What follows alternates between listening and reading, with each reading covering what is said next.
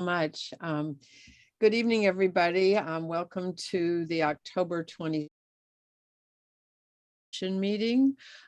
Before I ask you to call the roll, I just want to say we were able, Commissioners Moss and Commissioner Lemaire and I were able to have a tour of the Junior Museum today, and it is absolutely exquisite, outstanding, exhilarating, so much fun. I am still smiling. Having left there at 12:30, we had a absolutely wonderful tour. I'm so excited for the opening, for the staff and for the entire community. And boy, do I congratulate the people who got this done. So I wonder if we could have the roll call now. Yes. Chair Cribbs? Here. Vice Chair Greenfield? Here. Commissioner Brown? Here. Commissioner Moss? Here. Commissioner Lemaire? Here.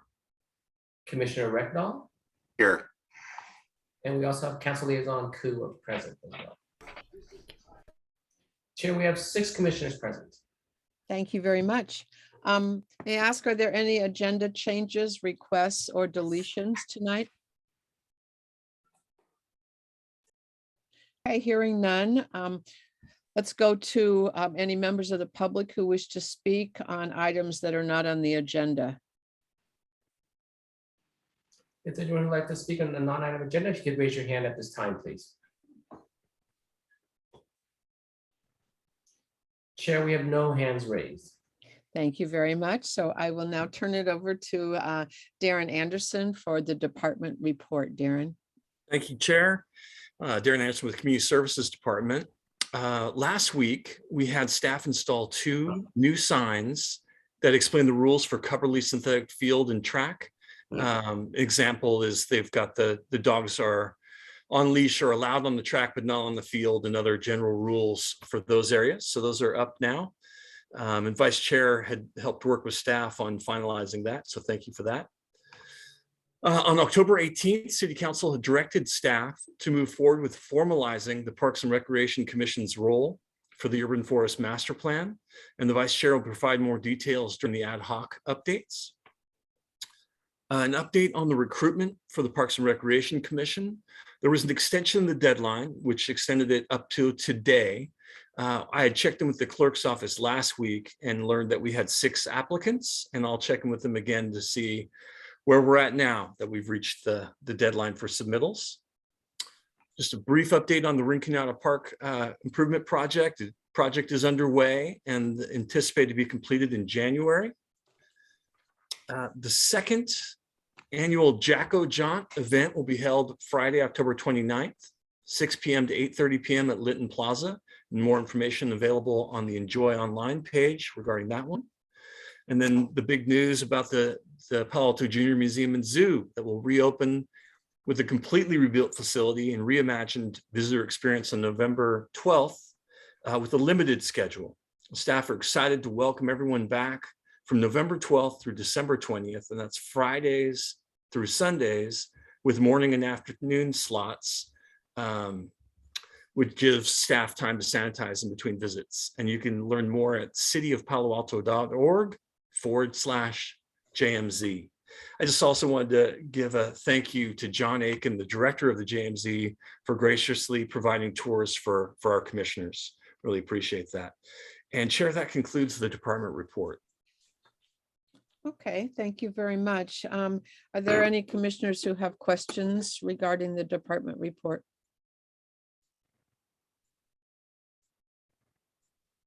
No questions? Okay, let's go to the business for tonight, the approval of the draft minutes from September 28th, 2021. Any questions? I do have one question. On page 3, there was a reference to the sheriff's office, and I didn't understand what that was. Jeff, it was Vice Chair Greenfield. It was a paragraph about your report. I didn't print it out, but And I think it's just maybe the wrong word, but the word sheriff stuck out at me.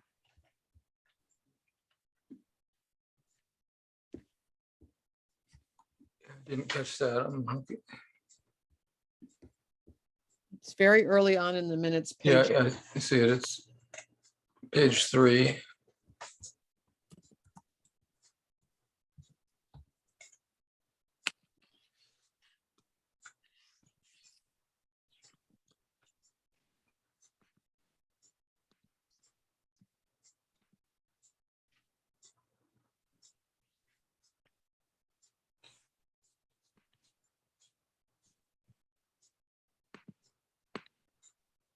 It might be city clerk's office.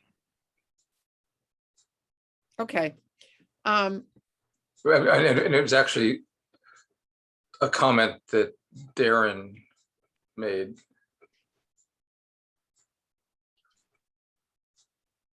I can read it real quick if you want. Vice Yeah. Chair Green, do you want me to? Sure. Yeah. Please. Vice Chair Greenfield asked what it meant that the BCCs needed to adopt findings. Mr. Anderson said he didn't have any additional information, but thought it was something to the effect of supporting and understanding the logistics and constraints in continuing with the remote meetings through the next 30-day period. However, he didn't get any details on what exactly it means. He thought it would be a quick action item and will share the template when he receives it from the sheriff's office. Oh, I think clerk's office is Oh, that correct. makes sense. So can we just change that and then move forward to move approval of the minutes? Yes. I just couldn't figure out what you were doing with the sheriff's office. Okay, is there a motion to approve I move. in a second? A second. May I have a voice vote, please, Lum? Yes. Vote to approve the minutes from the September meeting, Parks and Recreation Commission meeting. Chair Cribs, Yes. Vice Chair Greenfield, Yes. Commissioner Brown, Yes. Commissioner Moss, Yes. Commissioner Lemare, Yes. Commissioner Reckdahl. Yes. Chair, that's a 6-0 vote for approval. Thank you very much. I appreciate it. Okay, let's move on to the ad hoc and liaison updates. We have about 15 minutes for this discussion. So if you want to add anything, we'll just go through the ad hocs as usual, starting with the Baylands Highgate. Jeff or Keith, any comments? Nothing to report. No update. I mean, really, I think that this ad hoc is at the point where it could become a liaison role. The fundamental role of the ad hoc was to get us through the action of recommending a PIO for the work to be done. And so it's becoming more of a follow-up role at this point. Okay, good. Well, that's a good suggestion. Moving on to the CIP review. David? Mandy and I did get a preliminary, very preliminary list of CIP projects, and we will meet, according to Lamb, we'll meet later on this month, early next month, to review it for the first time. And in the meantime, we also passed it along to the fundraiser ad hoc to see if they wanted to look at possible early fundraising. That's it. Good. Well, thank you very much for doing that. Jeff or Mandy, anything to add? Again, I think this is another ad hoc that could be moving to a liaison role. I'd like to discuss that maybe. Certainly not tonight, because I think maybe it's a reorganization of the ad hoc that combines a commissioner from fundraising, the ad hoc, and a commissioner from the CIP, so that we can. Yeah. Sorry, wrong, Jeff. I was getting confused. I was thinking, never mind. Okay. I'm not on that ad hoc. Ah, yes, I see. Okay, well, let's move to dog parks and restrooms. And last time we had nothing to report because except for the restrooms are moving forward, but the dog situation, we just haven't been able to organize a community meeting. Mandy, I don't know whether you have anything additional. We haven't met. Nothing additional. Okay, thank you. Then moving to the fund development, which is next on my list. I did have the opportunity to look at something from the CIP, and it appears that in terms of doing some things that will make some sense, we need to be a little more, or I need to be a little more thoughtful about how we organize that particular ad hoc. So I think we're going to let this go for just a little bit. And then that leads us to, unless Jeff Lemire and Mandy, do you have anything additional on that? Okay. The recreational opportunities, Jeff Lemire and Keith, comments?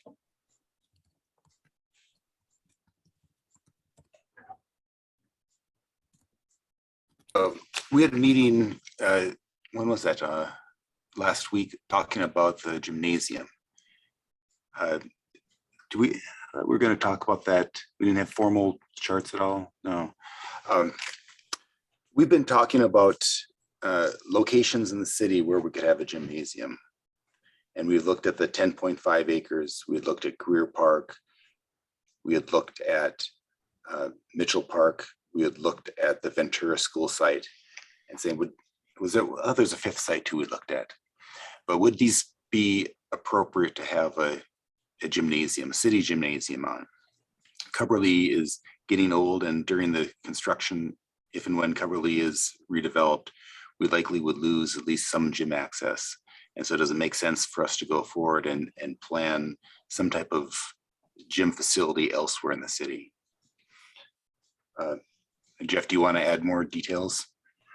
I think that really covers it, especially just kind of a preliminary search of what a good location to be, but also the emphasis on what Cubberley is and the lifespan of that facility, the condition of the gyms there, and the fact that the city does not have its own gym. And just the thought of a city of our stature, that is something to, for us to look into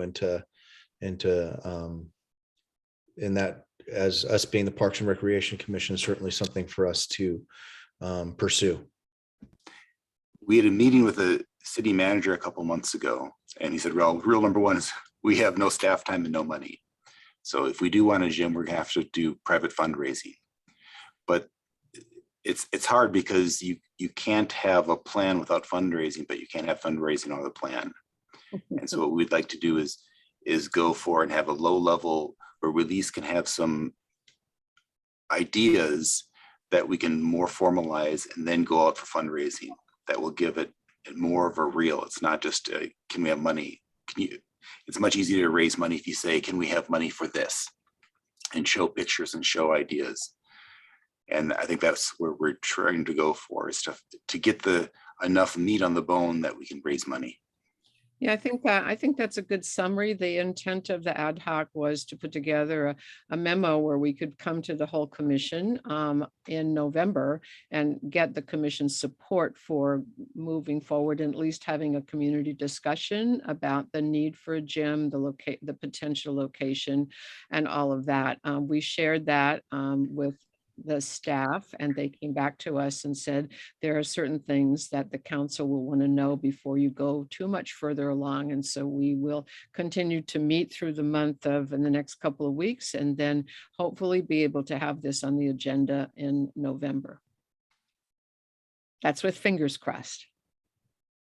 So, in the other recreational opportunities, we have met again with the skateboard group, and they are talking among themselves about location and what the park needs to look at, needs to look like.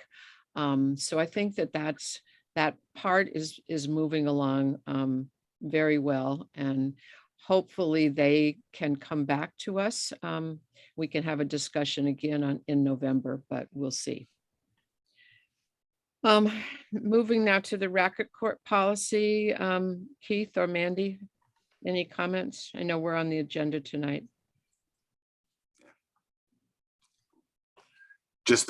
We'll talk about the pickleball rules later with Adam Howard, but that's all we've been working on recently.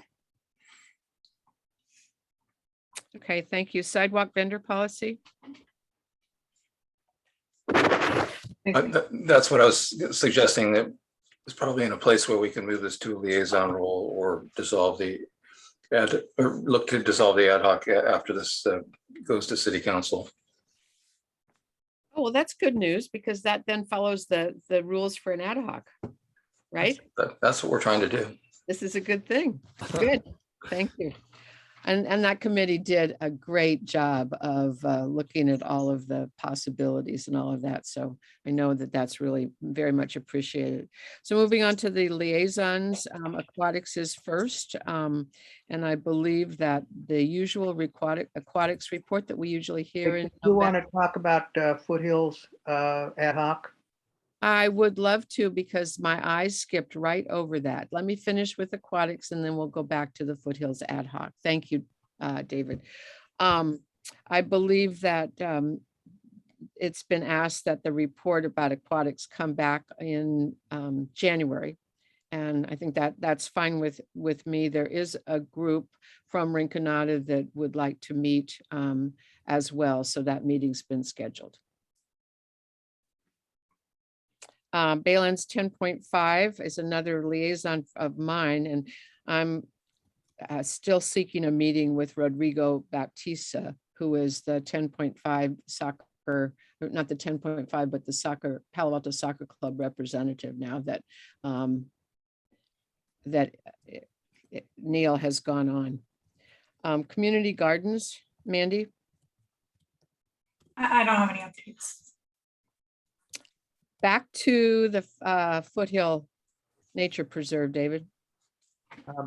Jeff, do you want to summarize or you want me to summarize? Go ahead.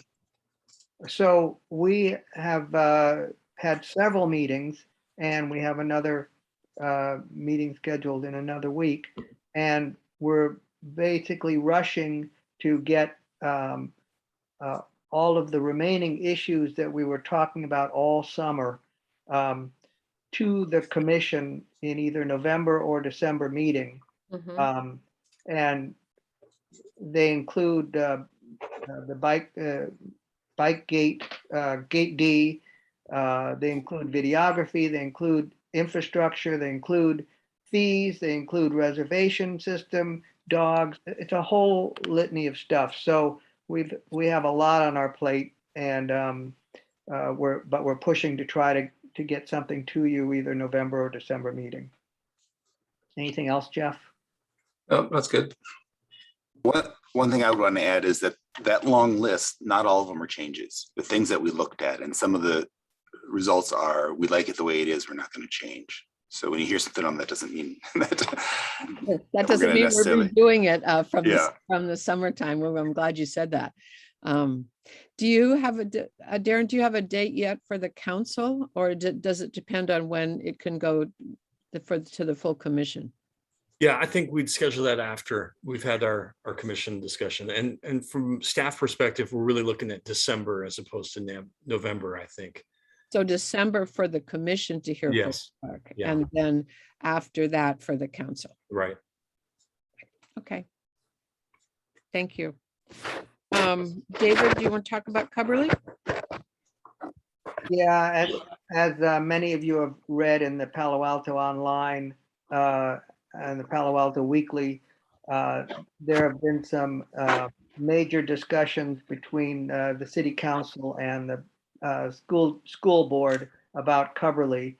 And notably, they have decided to use Coverly for a temporary school site for Hoover next year when they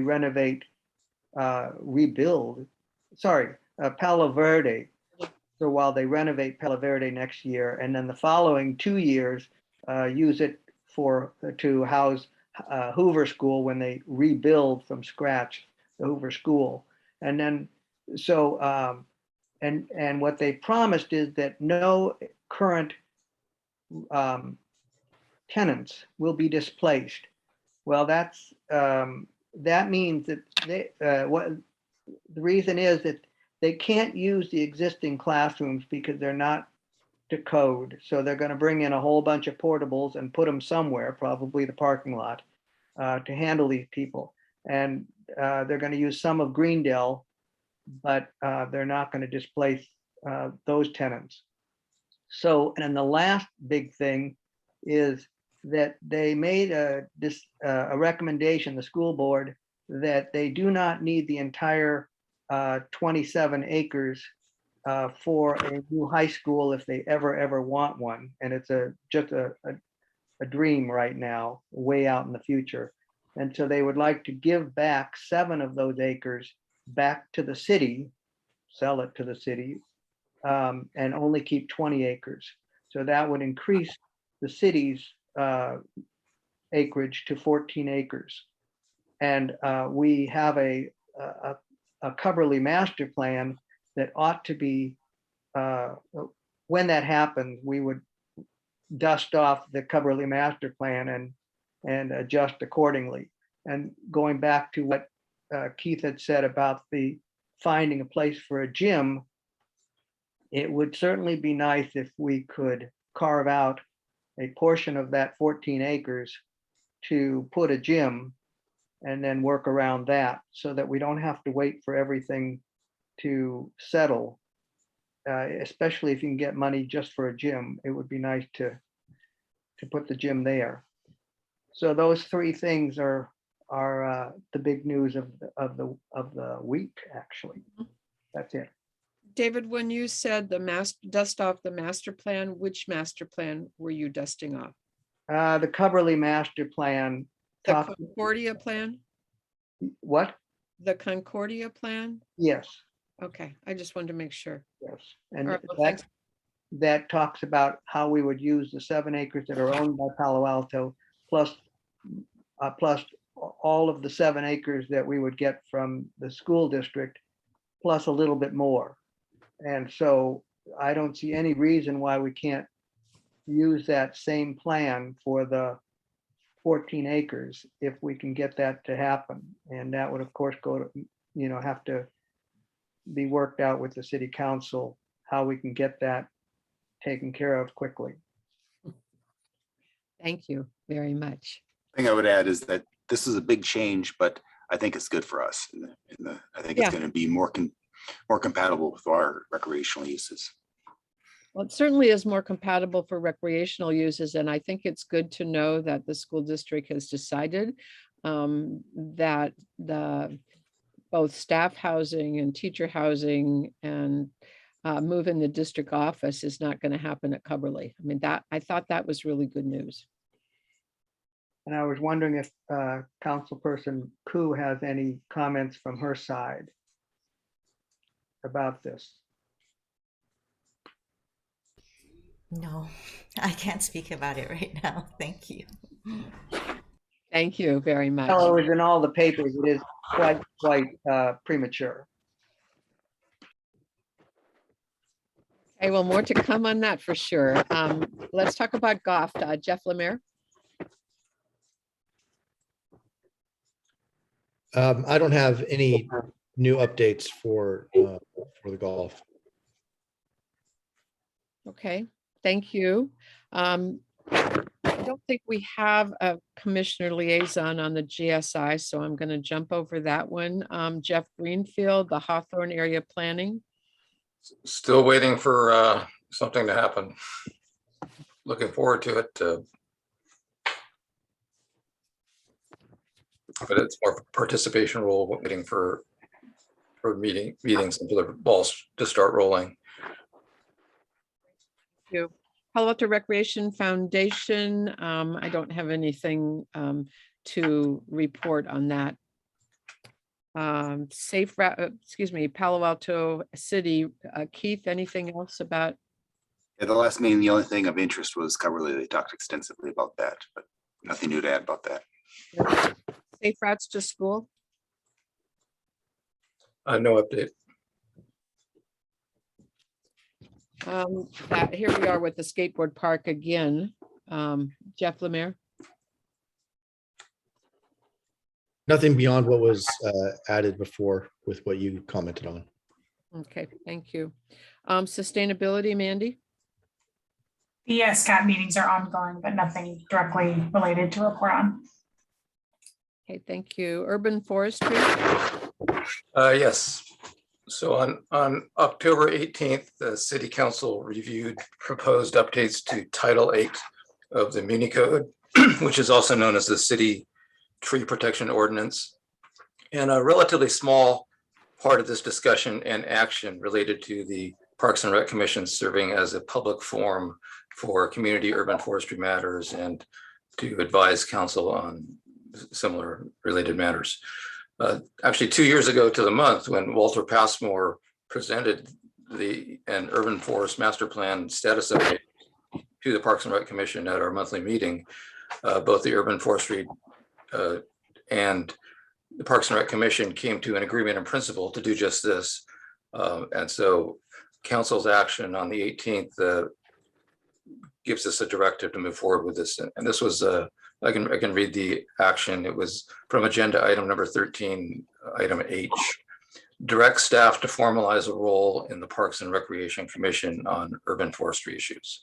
So that's pretty broad.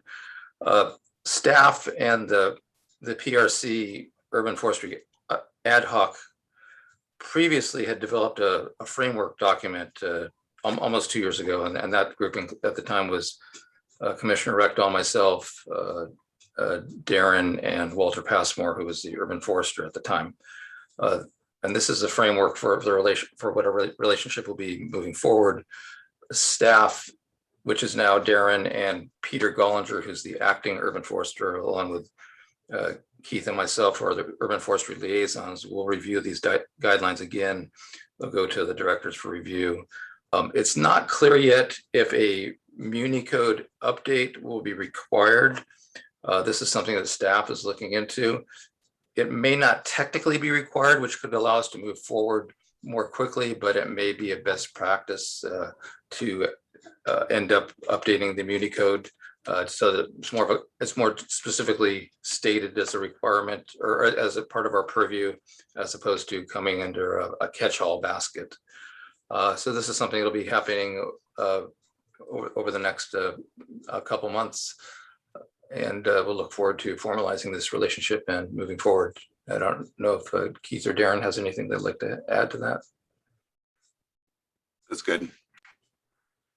And nothing from you. One other thing I did want to add is I only recently learned that the Parks and Rec Commission previously played quite a prominent role in developing the Urban Forest Master Plan, including having an ad hoc dedicated to helping craft the policy or the document in the master plan. So that's very interesting to understand and kind of further illustrates the appropriateness of the Parks and Rec Commission having a more formal role moving forward.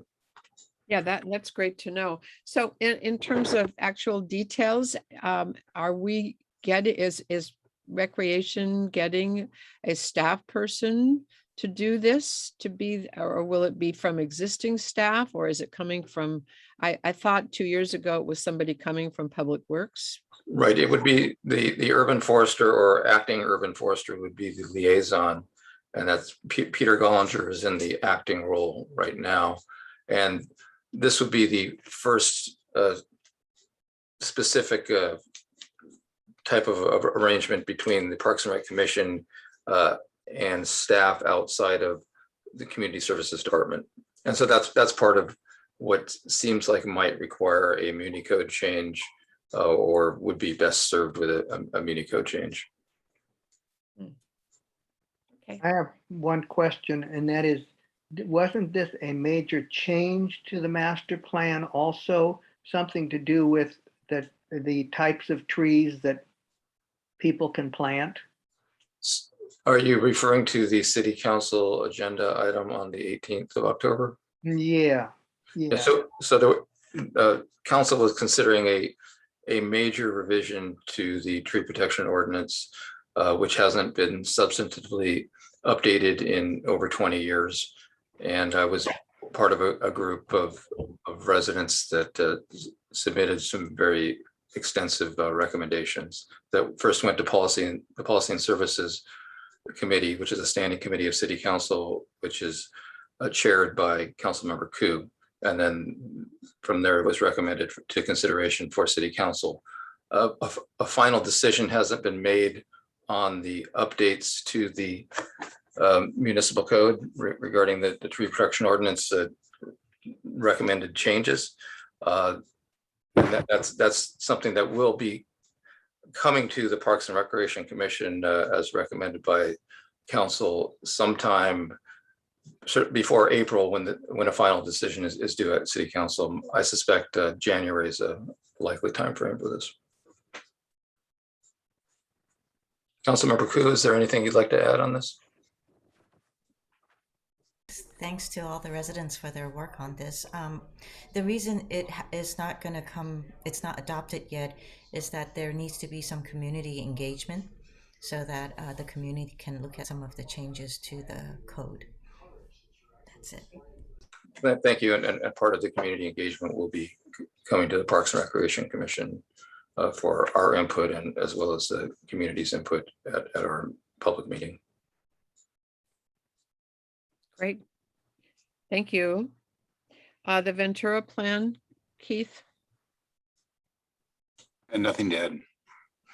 and I have nothing else about the youth council, so that is One thing about Ventura, is there an update on Bulware, when that will start? The Bulware Park? 1 second. We're looking to go out to bid for the Bulware project in January or February. Okay, so it was supposed to happen in 2021, but it's gonna, well, it'll be the fiscal year 2021, not the calendar year. We're supposed to do two parks in 2021. Rinconada's already started. Bulware is not yet started. Right. but it's close. Getting And close. Rinconada looks good, so. Yep. And we had the virus, so. Thank you, everybody, for the reports. Let's go to the update on water recycling and Palo Alto's One Water Plan Development. Darren? Yeah, thank you, Chair. It's my pleasure to introduce Carla Daly. She's the Utilities Acting Assistant Director for Resource Management, and Karen North, Public Works Assistant Director. Thank you both for being here. Really appreciate it. Sure. So I'm going to kick it off since you originally asked for water recycling, and then Carla and I were discussing, we were the two water hats. So I wanted to make sure that we gave you guys the overall picture of what's going on with water. So actually Carla's going to take the lead on this presentation, but I'm here to help answer any of the questions related to water recycling. Carla is our lead utility person that knows about drinking water. And then also we're collaborating, the Environmental Services Division and Public Works with utilities on looking at a one water plan. So that looks at all water sources potentially to be used at parks. So I'm gonna let Carla take it away. Thank you so much. And thank you, commissioners, for having me tonight. I don't get to speak to you ever, really. I don't think I've ever been to this meeting before. Utilities Advisory Commission is my normal stomping grounds. But as Karen said, we, Karen and Phil and I in particular, have worked really closely in the last several years on recycled water issues. And I've also had the honor of working with Darren closely on water use at our parks, particularly during the last drought, and we're kind of rekindling our relationship in preparation for what might be coming in this current drought. So I'm going to go ahead and share my screen. Hopefully I'm picking the right one. How's that looking? Now it's looking good. All right.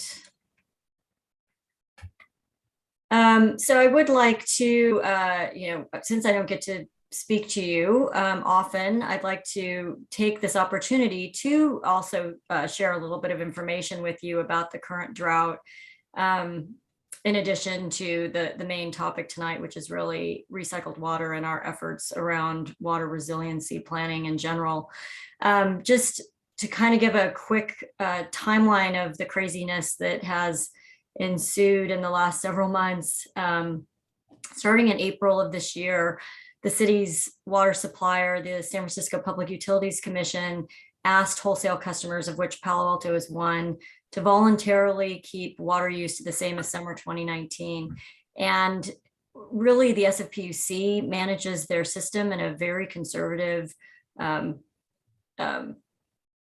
and responsible manner, I would say. And so even though the rest of the state was and is very, very dry, San Francisco's system storage is actually in pretty good shape.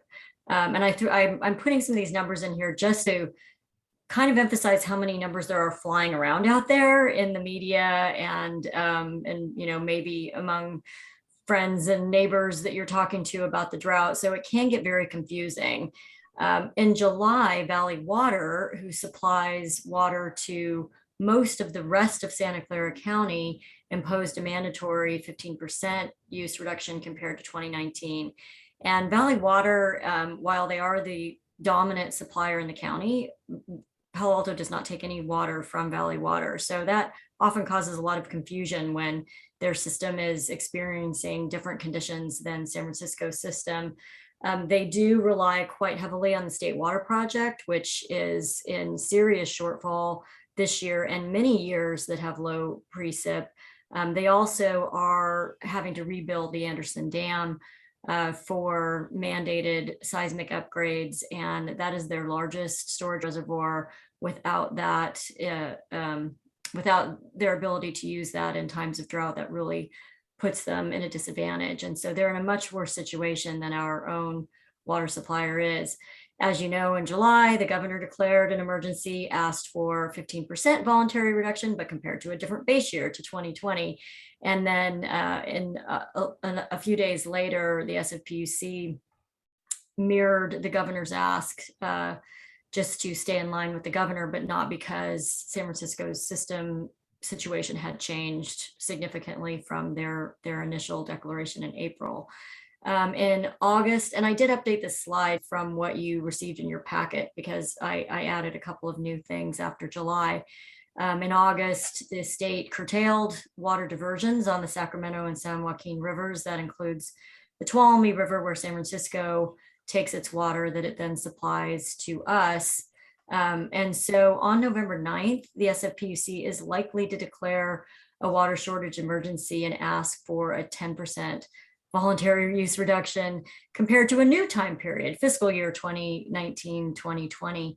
And the reason that they're doing that is because in order to ask for an exemption from these curtailments from diverting water from the river, part of the condition upon them asking for that exemption is that they have to declare a water shortage emergency. So there's kind of a number of different things going on. San Francisco is also filing a lawsuit, or has filed a lawsuit against the state, claiming that the state doesn't have the right to tell San Francisco that they can't take water off the river, that the rights that San Francisco holds predate any oversight that the state has. It is interesting, ahead of this last storm, the state did put a temporary hold on their curtailment order. And so San Francisco and other rights holders on the Tuolumne were able to capture some of the rain and precipitation that we saw in this last storm. So just to kind of, we don't know what the next few months are going to hold, whether this big atmospheric river over the weekend was a sign of things to come, or whether we're going to go back into a dry period again. But if we do continue to be dry, we rely on something called our water shortage contingency plan. This is a plan that is required by all urban water agencies such as Palo Alto to revise at least once every 5 years in concert with the larger urban water management plans that we all have to do. We can update these in more often than 5 years if we need to, but minimum 5 years. And this is just a really high level overview of what happens in these various stages. And basically, we start out sort of just focusing on our permanent water use restrictions and doing a lot of outreach. And then we ramp up to no irrigation of turf within 48 hours of a measurable rain. The next stage up limits turf irrigation to 3 days a week in the summer, 1 in the winter, then down to 2 days a week in the summer, still 1 day in the winter. At stage 4, where it starts to get really scary, there's no turf irrigation allowed at all. And in stage 5, no outdoor water use at all, except on trees. And we've really tried to do a better job in this drought of in our outreach of helping folks take better care of their trees. We were not great at that at the beginning of the last drought, and everybody did, the citizens and residents and businesses of Palo Alto did a great job of conserving water, and a bunch of trees started dying. And so Canopy really helped us to develop some better messaging around tree care. And I would add that we worked really closely with Darren and his team last time when we were looking at these restricted days per week of watering. And Darren helped us understand that those day restrictions are not feasible for things like playing fields. And so we worked out a separate, what we called alternative irrigation plans, where they were watering as many days a week as they needed to water, but with a water use reduction target in mind. So really, tell us how much water you need us to save, and let us manage our fields and other irrigating needs in the best way possible. And that worked out really, really well. I think in this drought coming up, we're looking at it again and trying to be ready for this, and realizing that some of our large irrigators, like ourselves, with the playing fields, are doing a really, really good job of using as little water as possible.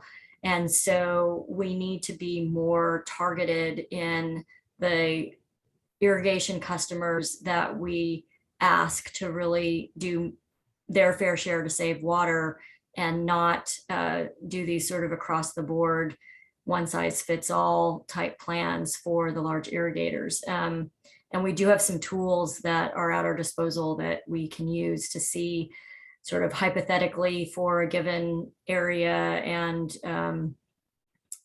vegetation type, like a playing field, what is kind of the band of how much water should be used on that particular piece of property. And we can see the large irrigating customers that maybe are using a little too much water. Good news is, if they reduce their water use to help us out in the drought, they'll also save some money on their utility bill. So that's kind of our plan moving forward. And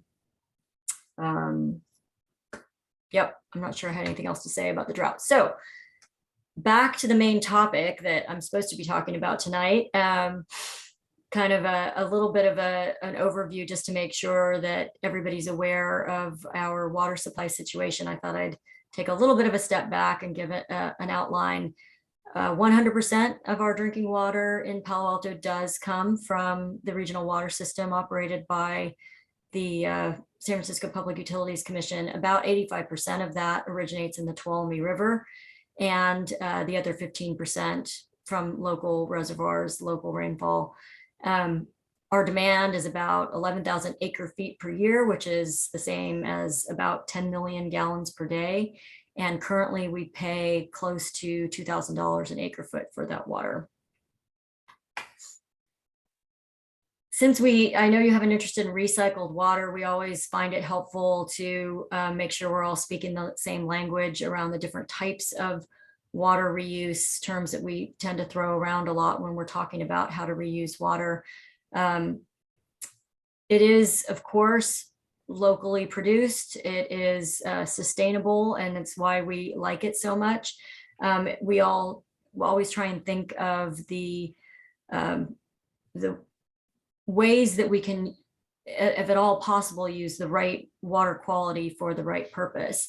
So the graphic over to the right of the slide is one that Karin's team put together a couple of years ago, and just shows a very broad overview of these different types of water.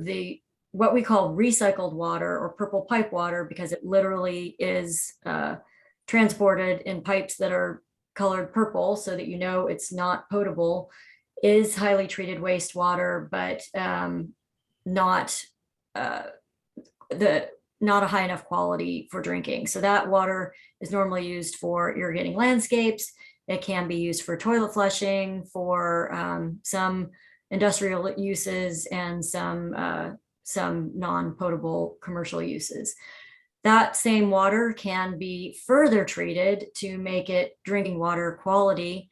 Right now, the only thing that can be done with that water is what's called indirect potable reuse, or IPR, which means that water has to be in contact with some sort of environmental buffer for a given regulated period of time before it can be used to drink. The most common environmental buffer that's used for that type of water is to pump it down into the aquifer, give it some amount of time to hang out in the aquifer and flow from one end to another, and then draw it back out and drink it at that point.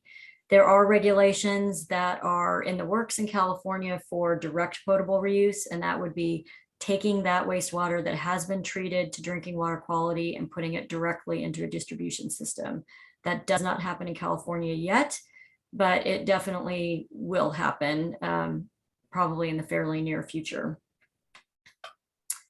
So, of course, I don't think any of these challenges will come as a surprise to any of you, or anybody probably in Palo Alto. Drought, closely related to climate change, changing regulations in the state, population, demand, and just what's happening with the economy are all sort of uncertainties that we grapple with in the water supply planning world. So what we're trying to do over the next year is look at water in the city of Palo Alto in a more holistic way. We've been pretty siloed in the way that we've done water supply planning in the past. My group has really looked fairly narrowly at traditional water supplies, like what comes from San Francisco, our groundwater that we do have access to in the city, for instance, and then our demand side management, or our water conservation programs. And we're really trying to take a step back and do an apples to apples, or even on the scale, I guess, comparison between every different type of water that could possibly be used for beneficial use here in Palo Alto. So in addition to those traditional water supplies, really looking at all of the different possible ways of reusing the wastewater, also looking at our stormwater resource, which using that has a double benefit of keeping stormwater out of the bay and potentially helping to meet some of our water supply needs, as well as on-site treatment at some of the larger businesses in Palo Alto that might want to treat some of their own wastewater, and residents who might want to do things like gray water systems at their homes. So we're really trying to kind of, as much as possible, look at the whole possible world of water resources and come up with a plan that addresses how to move forward. Now, of course, we have a lot of other plans that have already been done or are in the process of being done, and we don't want to reinvent the wheel. We don't want to duplicate efforts. And really what we want to do is take advantage of that work that has been done or is being done, and incorporate it all into one big plan. So We did complete a plan a couple of years ago called the Northwest County Recycled Water Strategic Plan. We did that in collaboration with Valley Water, and we looked at all different potential uses for wastewater from the Regional Water Quality Control Plant. We also have a green stormwater infrastructure plan that's underway. So we are trying to make sure that the work that we're doing in One Water uses information from that plan, but also fills some gaps that that plan may not be addressing. We want to make sure that anything we do does not contradict our work around sea level rise management or flood management. And of course, we have capital planning going on, green building efforts underway, and we want to make sure that all of those things are taken into account. At the end of this big process, what we are hoping for is a 20-year roadmap that will allow us to zig and zag depending on how some big milestones happening outside of our control shake out, so that we are ready to implement the best water supply projects possible for the city of Palo Alto. Here's just, I'm not going to go through all these, but here's a list of a bunch of different water resources that will be considered. Mentioned a few of them as a PUC water, groundwater, the basement dewatering water, down to some more high-tech type solutions like atmospheric water generators that can pull water out of the air. We really want to not dismiss any possible solutions when we are trying to come up with this plan.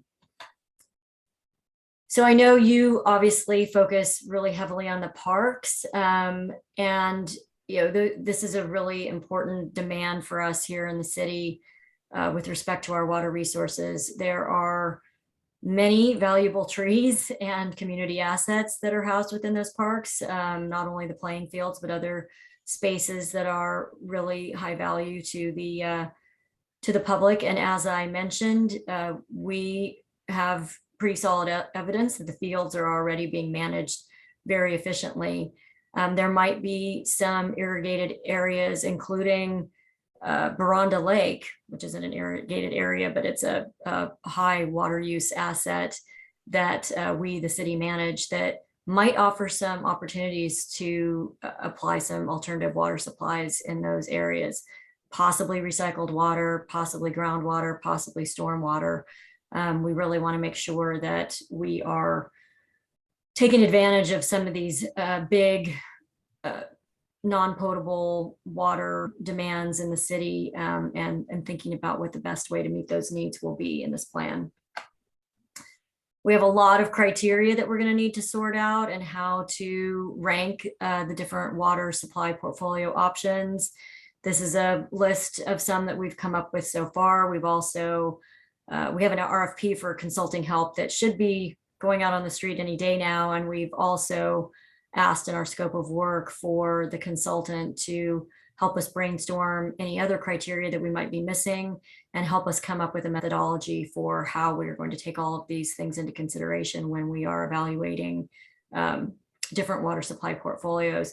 Equity is one that is kind of the middle of the list, and one that we don't have a clear grasp on how we will apply that to this evaluation, but one that we feel is really, really important and want to make sure we do a good job on. That is all I have as far as a presentation, and I'm happy to answer any questions that you all have. Great. Well, thank you very much for all of that. And it's interesting to consider that on Sunday we had quite a bit of water, and what your perspective is on that quite a bit of water. It's probably too soon to tell, but it certainly, in light of this presentation about the drought, is very interesting to think about. Lon, may I ask if there are any members of the public who would like to comment now before we go to the commissioners?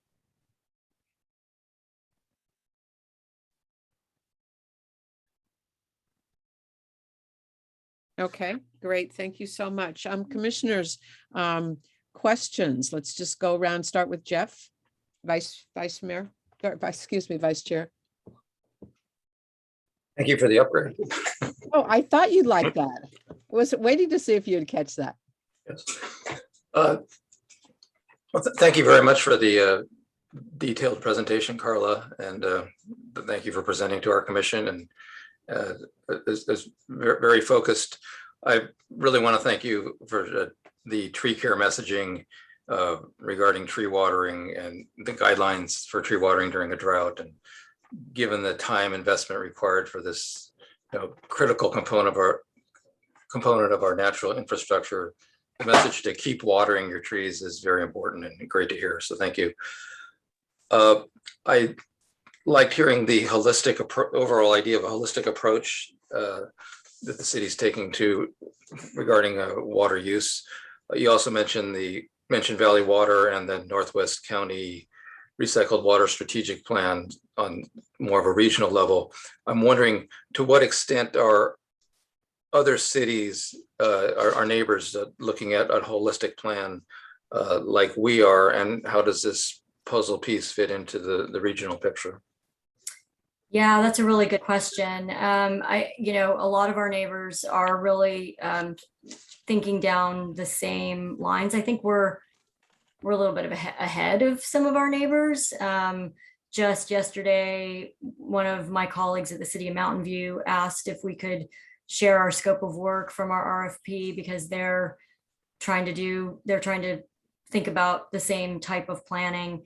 Valley Water is doing something a little different. I mean, given that they're the watershed manager, their one water focus is a little bit different than ours, but we definitely, stakeholder engagement is going to be really important in this process, and we will need to collaborate with our neighbors and the other agencies in the region to make sure that we are not stepping on each other's toes and considering options that are consistent with all of our objectives over the next challenging couple of decades. So it's definitely a conversation that's being had across many agencies, and we're a member of BOSCA, which is a group of agencies that all take our water from San Francisco. We are planning to have some special collaborative meetings where we're sharing ideas and information around one water planning. So lots of conversation happening and lots of different stakeholders that are interested in it. And just can I just add to that too? Sorry. Yeah. And also the nice thing is Carla's talking about the utility side for One Water, which is very important, but also there's the environmental side for the green stormwater infrastructure, which is a whole different group of people that we're collaborating with on the stormwater piece. And then also there's the whole folks in terms of the recycled water piece as well. And that's a whole nother group that we're also collaborating with. So it's very complicated when you have so many different entities that are involved in water. And that's the one nice thing about Palo Alto, because our plan, we are working together as a city, looking at it holistically. And is the structure within the city, within the Public Works Department changing at all? Or is change envisioned to create a more holistic approach and less siloed? Well, we did that. I wouldn't say it's so. And let me add, I'm not familiar. No, it's a good question. What the structure is right now. Well, the current structure is everything related to wastewater and stormwater is under the Environmental Services Division within Public Works. Drinking water is under utilities because they actually run and operate our own utility. The nice thing about our city is that we collaborate and we work together, and it's one city function. So it's just because we're in different departments doesn't mean that we aren't talking. Thankfully, Carla and I get along very well, and we are working on this together, which is part of the reason with the Sustainability Climate Action Plan. Water is a chapter in there, and that actually brought all of us together to come up with this idea for this One Water plan. So it's definitely a cross-departmental activity. So Carla, you're part of the utilities department. I am. And, okay. and yeah, I think, in a lot of cities, Mountain View is a great example. They don't operate and they don't have the wastewater treatment facility in their city like we do. And so even though we're in different departments, we have a huge leg up on some other cities of at least being part of the same city. And we do cross collaborate all the time. It is actually a very non-siloed relationship to the extent that it can be in a structure like Palo Alto's. Great. Just briefly, are there any near-term updates that you think members of the public will see as a result of this effort, or impacts or things that people will notice or feel differently? Well, I mean, we are going to, part of our scope of work is to hold public meetings and gather public input. And since we don't have our consultant on board yet, I don't know exactly what that's going to look like, but there will be opportunities for the public to be engaged in this process all along the way. I also should mention, One Water is one of the key actions that is in the city's larger SCAP. Water in general is one of 7 chapters in the SCAP, and One Water is probably the most high profile key action, I would say, in the water chapter. So it's a high priority for the Director of Utilities, for the Director of Public Works, for the city manager, all the way up the chain. It's something that, we're going to dedicate the resources to get it done. But thanks. What I was really asking is, are there some changes that the community would be impacted by, as opposed to public outreach? And understands. I mean, not immediately, but Carla, if I could break in, let's remind them about the thing that you and Karen and I spent almost a year of our life on, which was beating $16 million out of the water district to build our first advanced wastewater treatment plant, where we're producing a much higher level, much higher quality of water, and augmenting our current recycled water so that it'll be less salty and better. That plant, I hope, will be operational in less than 2 years. We're in design on it right now. It's very exciting. We'll be the second facility after San Jose and in our part of the world to have such a facility. And most of that water, just so it goes, it will purify our existing, basically produce enhanced recycled water for our existing recycled water customers. So within Palo Alto, that would be the golf course in Greer Park. Majority of that water does go down to Mountain View just because of our transmission lines of where the water goes.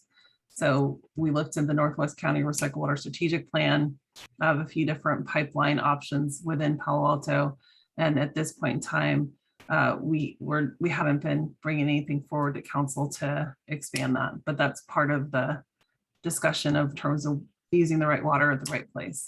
That's great, because I think this is good information that we as a commission can help build community awareness about the great things that you're doing for the city. One last question, real quick. You mentioned that the fields are already managed efficiently. Did you mean that with respect to water usage? Yes, sorry. That's very narrow statement about how the fields are managed.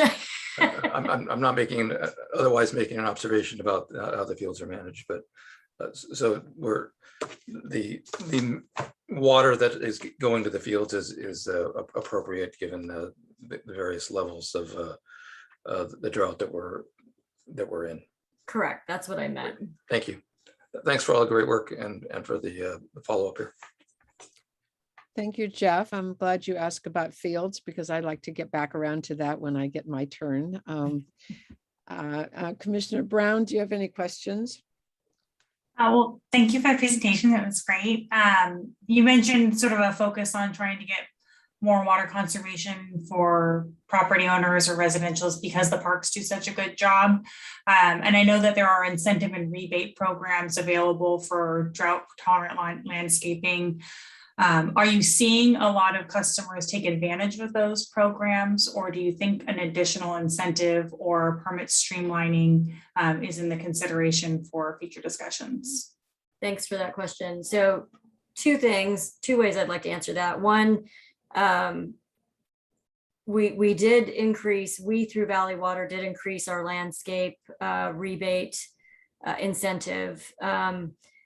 We rely on, Valley Water administers most of our water conservation programs, and we do rely on them to get data, participation data, and sometimes there's a bit of a lag between when people participate and when we get that data. And so I don't have an update on whether there's been an uptick in participation in Palo Alto. I intuitively think that there probably was, but I haven't seen that data yet. I do know they have a new online store where they're giving away free shower heads and faucet aerators and some other less expensive devices, and they've been overwhelmed countywide with interest in those free devices. I don't have a breakdown for how that is, how many Palo Alto residents are participating, but we'll get that eventually. What I did mean about what I was talking about in targeting other customers with respect to irrigation was really looking at the other large outdoor irrigators in Palo Alto compared to the parks. And the tool that we have is available to those large, mostly commercial customers who have large landscape areas. And we can see using this tool what their ideal water use should be for their property. And some of them at first glance look like they could make some improvements. And so those are the customers that we want to work with during this drought, and even if there isn't a drought. But it's time is of the essence right now to work with those customers to really see if we can help them be a little better at their water use on their large irrigated areas. Great, thank you. Thanks, Andy. Commissioner Moss?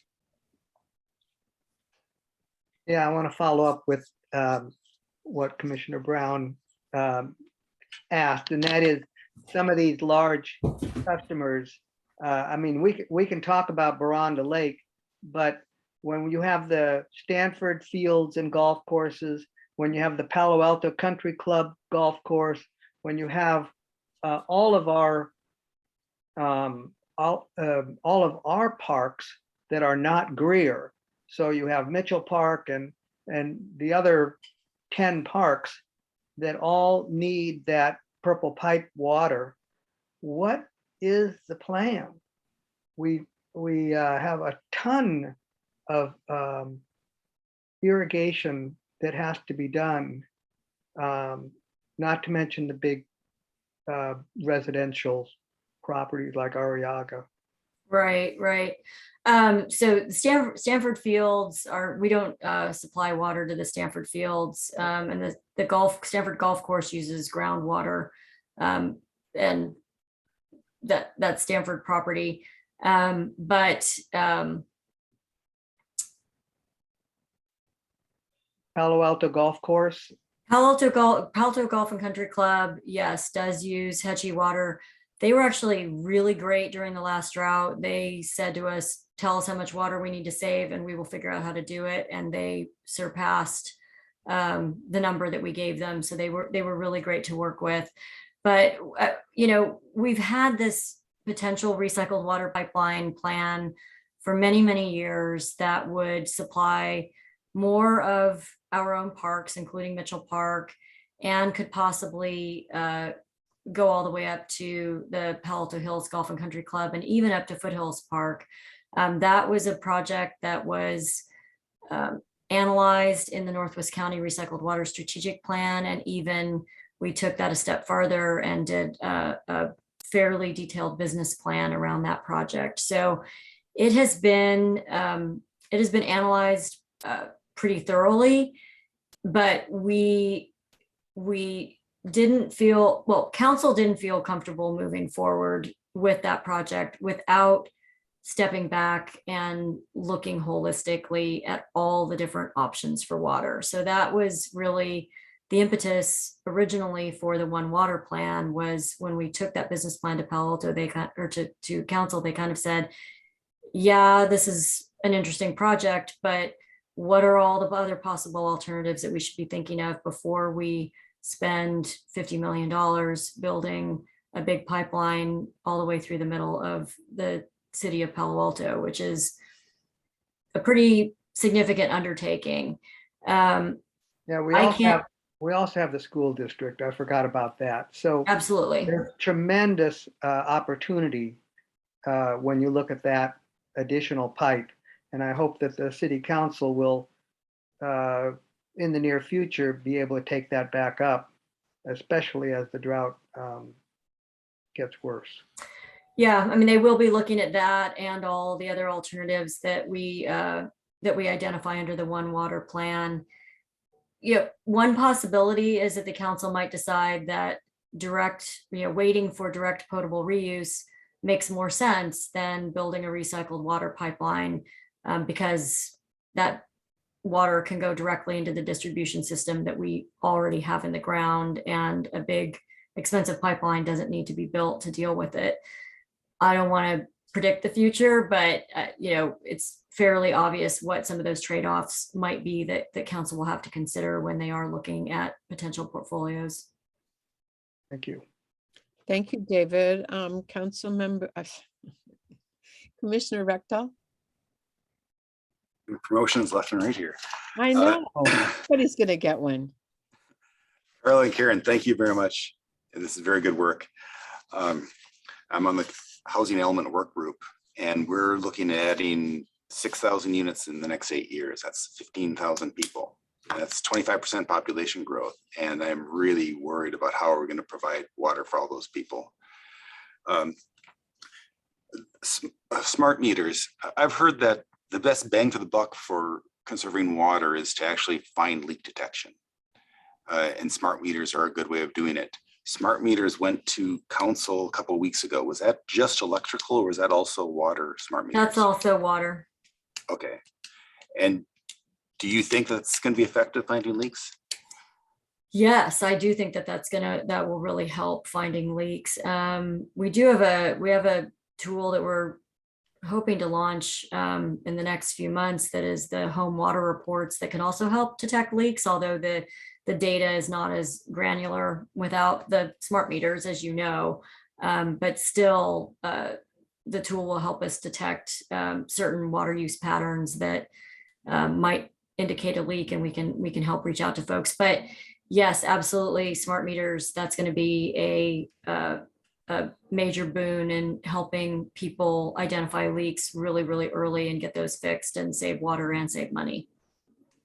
What percentage of our water do we use on landscaping right now, citywide? Oof. Yikes. I should know that off the top of my head, and I'm really afraid to give you a number in case I'm wrong about it. Can I get back to you on that? Okay. I assume it's a lot. It is a lot. I mean, I was going to say 40%, 50%. Yeah, we usually tell people 50%. Yeah. Yeah. It's a lot. When we did the Mitchell Park Community Center, we dual piped that. Is that still a thing? If we were making Mitchell Park today, would we still dual pipe? If we were building Mitchell Park, would we still make them dual pipe? Karen, I'm gonna lob that to you. Sure. I mean, this is something that the city of Mountain View has done, is where they're actually, since they have a lot of infrastructure for recycled water, they're requiring anything over 25,000 square feet to dual plumb. It actually gives you options in the future, whether you use a recycled water pipeline, or if you you capture stormwater and you can use it for irrigation or for flushing. So I actually think in the future, it does make sense, because it just keeps all your options open. It's a lot cheaper to dual pipe a brand new building than trying to go in and retrofit an existing one. So we do have a recycled water ordinance on our books, but the threshold's pretty high for actually requiring dual plumbing, so it doesn't usually get triggered within our city. We did lower it a bit in this last round of building code modifications, right, Karen? But it's still pretty high. It's only if we have a recycled water deemed area, then it's lower. Okay. We haven't deemed any, because we don't have a lot of pipelines. So it's kind of one of those things, just like Carlo's alluding to, if we decide it makes more sense to purify the water and do potentially direct potable reuse, then we don't necessarily need to be dual plumbing everything, because you're taking it directly from the wastewater treatment plant, creating really high quality potable water and then putting it in the same pipelines. So it's just, we're kind of trying to struggle in terms of what is our path forward. Yeah. At one time, purple pipe was a hot topic and it seems to have cooled off. The cost of laying pipe is really expensive. Yep. I wish I had a good answer. You mentioned Stanford. So Stanford sends their wastewater to us, right? That's true, but they have their own water utility up there. Okay, so it's just one way. We extended our purple pipe to Stanford. That was a Stanford Research Park, but not the campus. Yeah. So we do serve the research park, but we don't serve the campus. We don't serve their golf course. But not purple pipe yet. No. That was in the proposed phase 3 pipeline that you're probably remembering, was a pipe through by Mitchell Park and then to Stanford Research Park. But that's still what we've done the business plan on, what we've been doing all this analysis on. And there's no talks with Stanford for purple pipe water because they lost their purple pipe. So they have purple pipe up there that they're running drinking water through now, which is a shame. And they may end up doing kind of like, we call it a satellite treatment, where they take water from their existing wastewater collection, and they have a small research Kadiga center that they may end up utilizing for purple pipe in the future. They're still trying to figure that out, but they also have a lot of stormwater capture at Stanford that they could utilize for their purple pipe system. So they're working on it through their sustainability and water folks as well. Can you refresh me about the phase 1 and phase 2? Last week we talked about San Antonio Recycling Center. Was that phase 1 of the project, or is that, I know there's 2 phases of that recycling, that advanced recycling? The Advanced Recycling Center I'm just trying to. For that San Antonio, the advanced water treatment center that we talked about last month. Valley Waters Regional. The Valley Waters, yeah. Yeah, so that's a separate project. We part of the agreement that we received that $16 million for our salt removal facility that Phil was talking about. Another aspect of that agreement was that Valley Water has the option to take about half of the effluent from our wastewater treatment plant and use it in other parts of the county. So they're looking at a lot of different options, but one of the things that they are considering is building a regional purified water facility at the old Los Altos treatment plant site, which is at the end of San Antonio Road near the Baylands Trail. We presented here last month. Thank you for reminding. Been to a lot of meetings in between, so I do. Sorry, it's all mushed together. So that's one of the things. That's one of the things that we need to consider in the One Water Plan is whether, if Valley Water does exercise that option or not, and what impact that has on the options that are available to us. So that's one of the unknowns that we are dealing with in this One Water Plan. Okay, thank you. It was a very good presentation. Thank you. Oh, thank you, Keith. And Commissioner Lemaire, any questions? Yes. Thank you so much for the presentation. I have one quick question, and I'll preface it by saying I haven't noticed this in a couple of years, but I used to walk around my neighborhood and see new constructions, and they would be pumping water from the basements, and they would be running fire hoses, and it would just go, I guess, into the storm drain that would go into the Baylands. Is that still occurring? It seemed like quite a bit of water would be pumped from those basements. And it would run for 2, 3, 4 days, I think. Phil, would you like to take this one? Right, she said that because I spent so much time on this. Yes, we have regulations that cover that, but it doesn't prohibit it. It makes the contractor and owner choose an option, one of 2 options, and try to minimize the amount of water that they're pumping out. We monitor it and try to get them to minimize the amount of water. But there's no way, short of not allowing basements, they've kind of got to do some of that to build the basement. Now, usually it's longer than 3 or 4 days.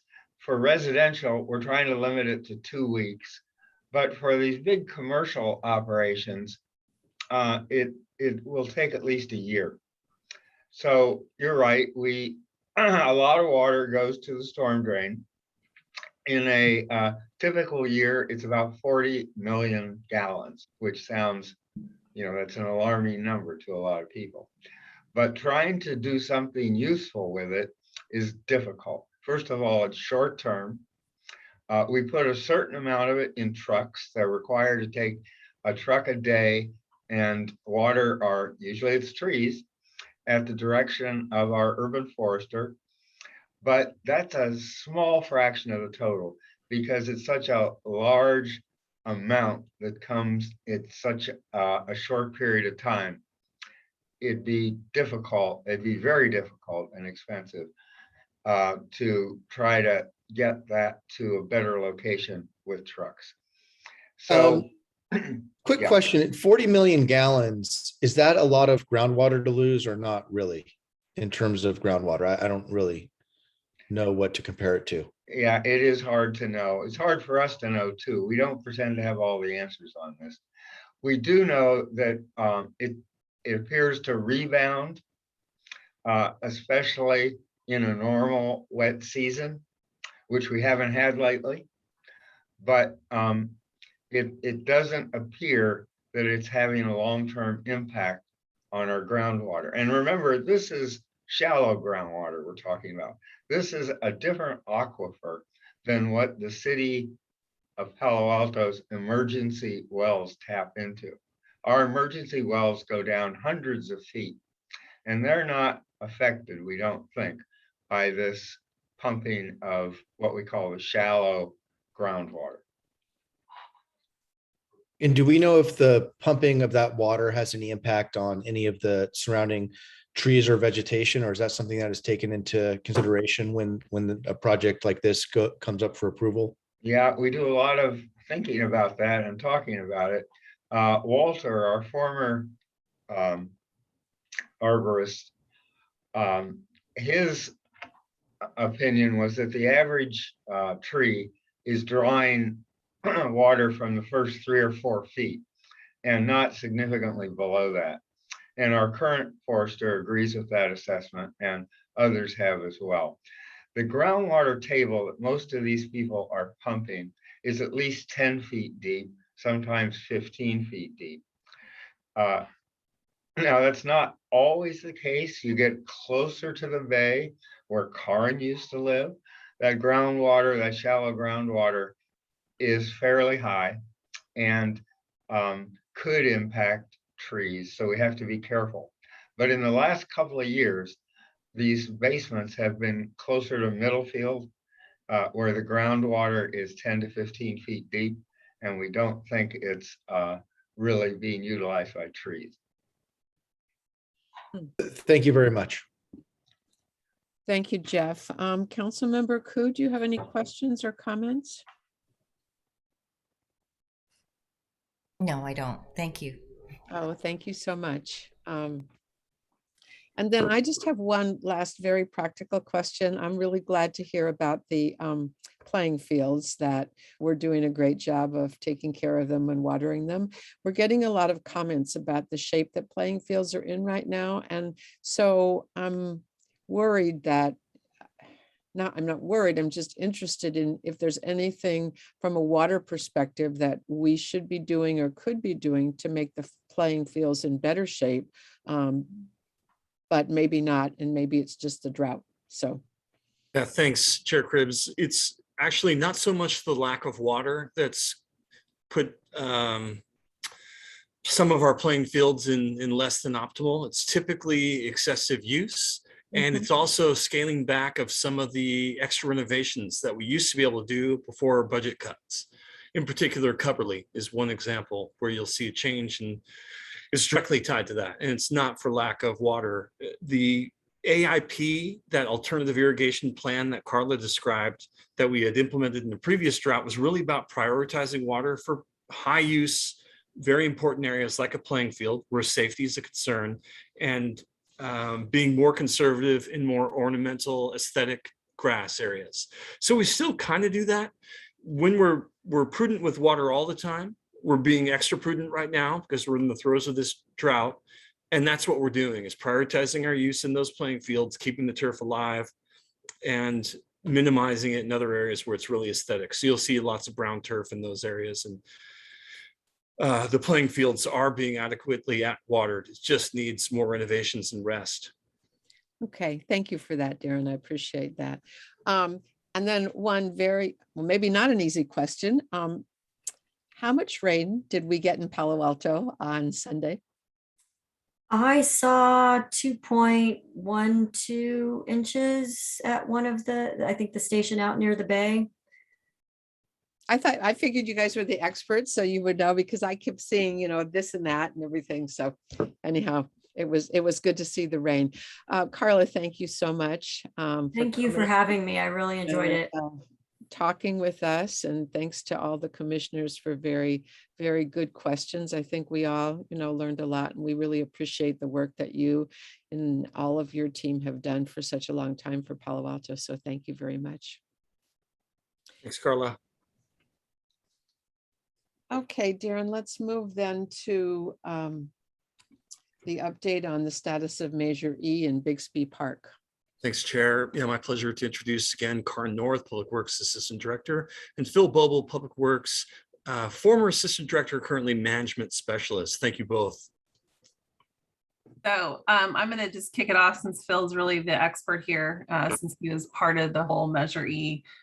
So yes, good to see all of you, and wanted to give you guys an update in terms of where we are. It's adjacent to the wastewater treatment plant, this little area, Measure E. It's in the former Bixby Park, which is, well, the current Bixby Park, but the former landfill. And we'll go through some slides to give you a perspective in terms of what we're talking about, because if you weren't here a decade ago, it may be completely new to you. And those that have been around, it's also good to refresh our memory. So I'm going to share the slides for Phil, and he is going to present, and then both of us are here to answer questions. So let me share my screen.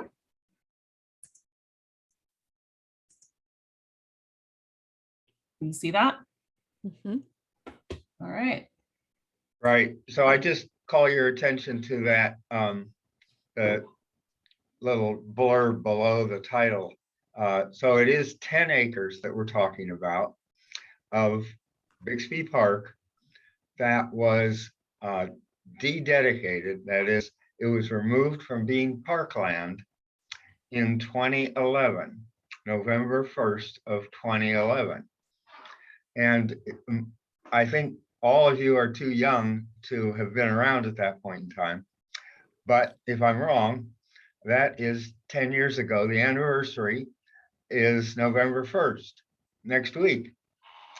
And on November 1st, well, first let's do the objectives. So reliable long-term solution for our organics. And organics are of three types. There's solids from sewage treatment. There's food scraps that we now compost. And then thirdly, there is what we'll call yard trimmings, all the green materials, both from residential and commercial sites. So provide a long-term solution for all three of those things. And reduce landfill disposal of them, and reduce greenhouse gas emissions, because when they go in a landfill, they produce a certain amount of methane. We try to capture that methane, but it's far from perfect. And as you know, methane is a much stronger greenhouse gas element than carbon dioxide. And another major thing was to allow us to phase out the incinerator for what we called biosolids. That's the solids from sewage treatment. Well, we've done that anyway.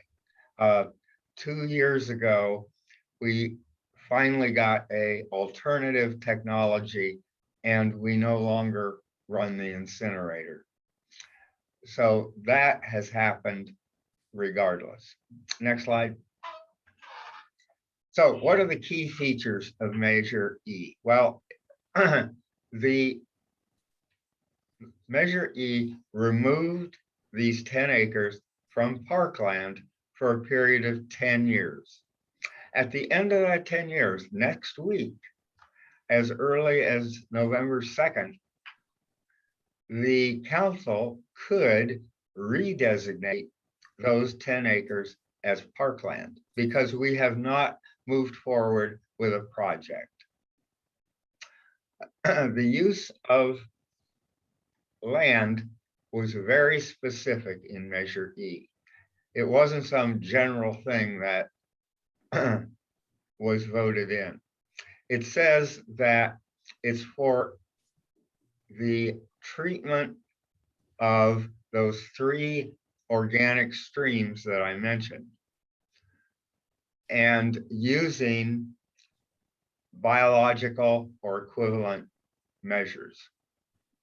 So very specific in the Measure E as to what we could do with it. Other uses, if we wanted to do something else with it, it would have to go out for a vote again. The residents could qualify something for the ballot like they did originally, or city council could put it on the ballot. But it couldn't be changed. The use couldn't be changed without a vote of the residents. I've already noted the 3 race streams and the fact that it has to be biological or equivalent treatment. It was approved by 63%. Well, that's pretty amazing, actually. But remember, they did not approve the project.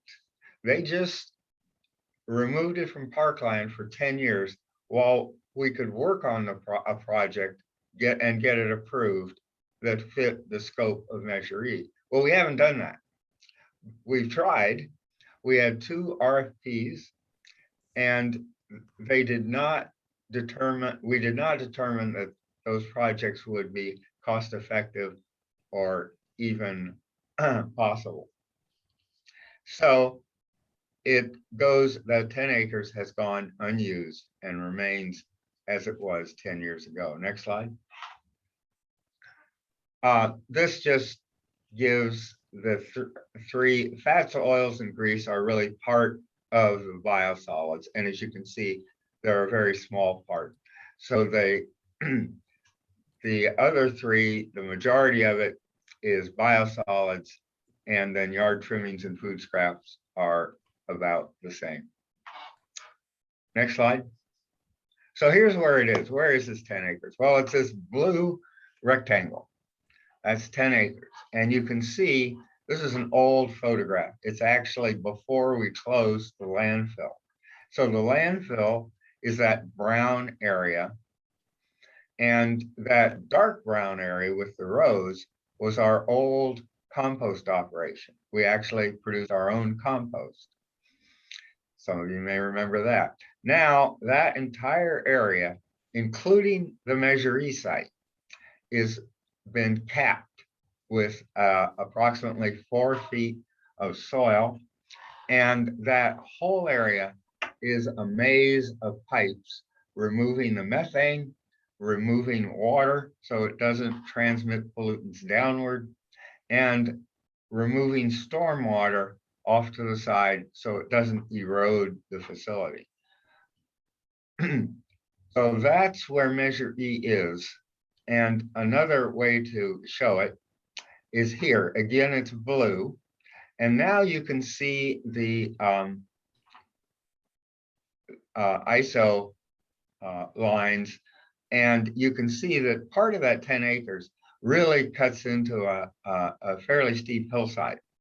And frankly, it was never really a great idea to try to build a treatment facility on a hillside of garbage. But you can also see that there's a lower part that's about 3 to 4 acres, which is fairly flat and would be much more aligned with building something on it. And when we had those 2 RFPs that didn't result in successful projects, several of the of the proposers just focused on that 3 to 4 acres. But even doing that, it just didn't appear feasible. Next slide. So this just shows that if we were to try to use the whole 10 acres, we'd have to cut into the refuse, as it's called here, the garbage. And it makes for a very difficult project. I mean, it's possible, but it's expensive. And that's one of the reasons we didn't go forward with something that was 10 acres big. Next slide. So here we're just showing in kind of a tan color the part of the 10 acres that would be relatively difficult to build on. Next slide. And here we show, with a combination of white and tan, the 3 to 4 acres that I was talking about that would be more amenable to a treatment facility or building in general on it. Next slide. So what are the future possibilities for the 10-acre site? Well, we had these 2 RFPs about 8 years ago and concluded that it was not cost effective.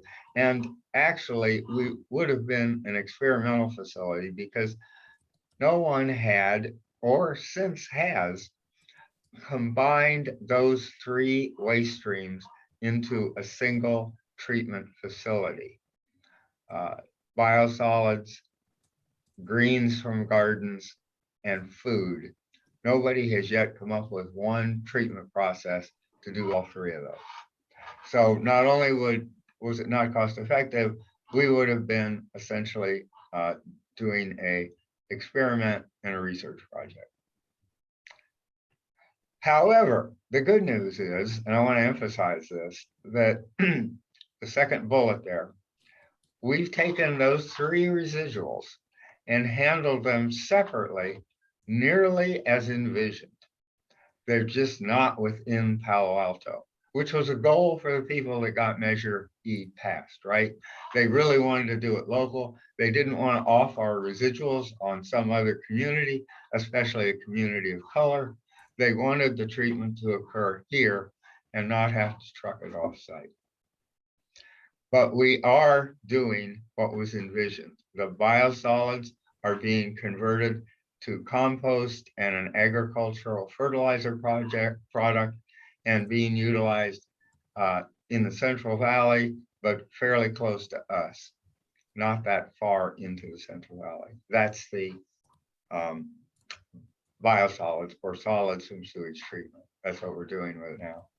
The food scraps are going to a facility that Green Waste runs, and the ultimate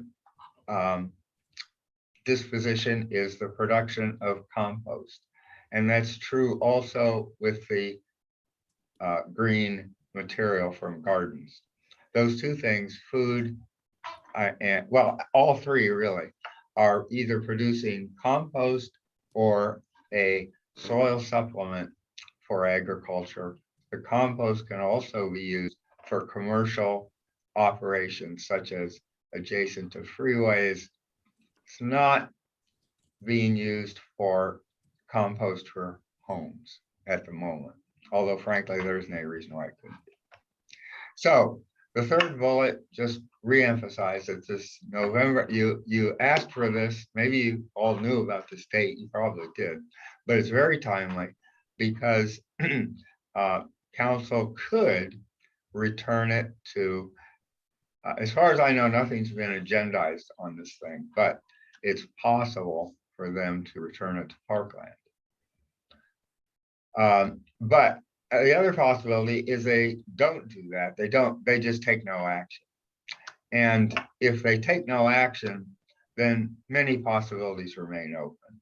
It's possible that the original idea is that facilities emerge, new technologies come along, and it's possible to do what was originally envisioned.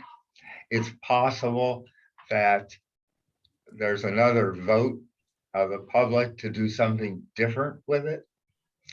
and that passes with a majority vote. That's possible. Another possibility that Karn alluded to is and Carla both, that the water district, our county water district, wants badly to build a countywide facility in our area to produce drinking water, quality water. And their second, not their first preference site, but their second preference site is that Measure E site. And the last point I want to make is just re-emphasizing that that 10 acres could not be used except as exactly prescribed in Measure E without a new vote of Palo Alto residents. Do I have any more slides, Karen? Karen? Sorry. No more slides. The end. Wow, that's great. 10 years. Whew. Lam, do we have members of the public who wish to speak?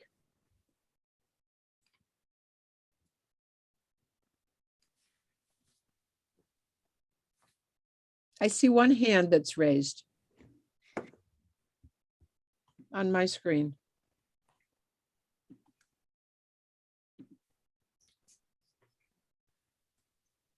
Yeah, thanks, Chair. That's Shawnee Kleinhaus to speak. Lom, if you could set the timer. Lom might be having some technical difficulties, so I will go ahead and do that myself, Shawnee. If you can unmute, you're welcome to speak for 2 minutes. Thank you, Chair Craig and commissioners. I participated in small groups that evaluated the submissions on the RFP for the composting plant. That combination of 3 streams was never a feasible or a wise idea. When you look deeply into composting, compost is better handled as we do now in different streams. Otherwise, you get the lowest common denominator. Use of a lot of water, the temperature isn't right for the different streams in the same way. They can't, some can't be handled by human hands. It just didn't make sense. I think it was a nice idea, but it was not really feasible, and now it's obsolete. And there are always people wanting to do something with parkland. We know that. There's always ideas of how parkland can be used for something better, and we should protect and be very careful from it. So even before COVID in the Parks Master Plan, we had a lot of interest in nature and access to nature and areas to recreate both passively and actively close to nature. With COVID, we've seen how that increased even more and is needed more than ever.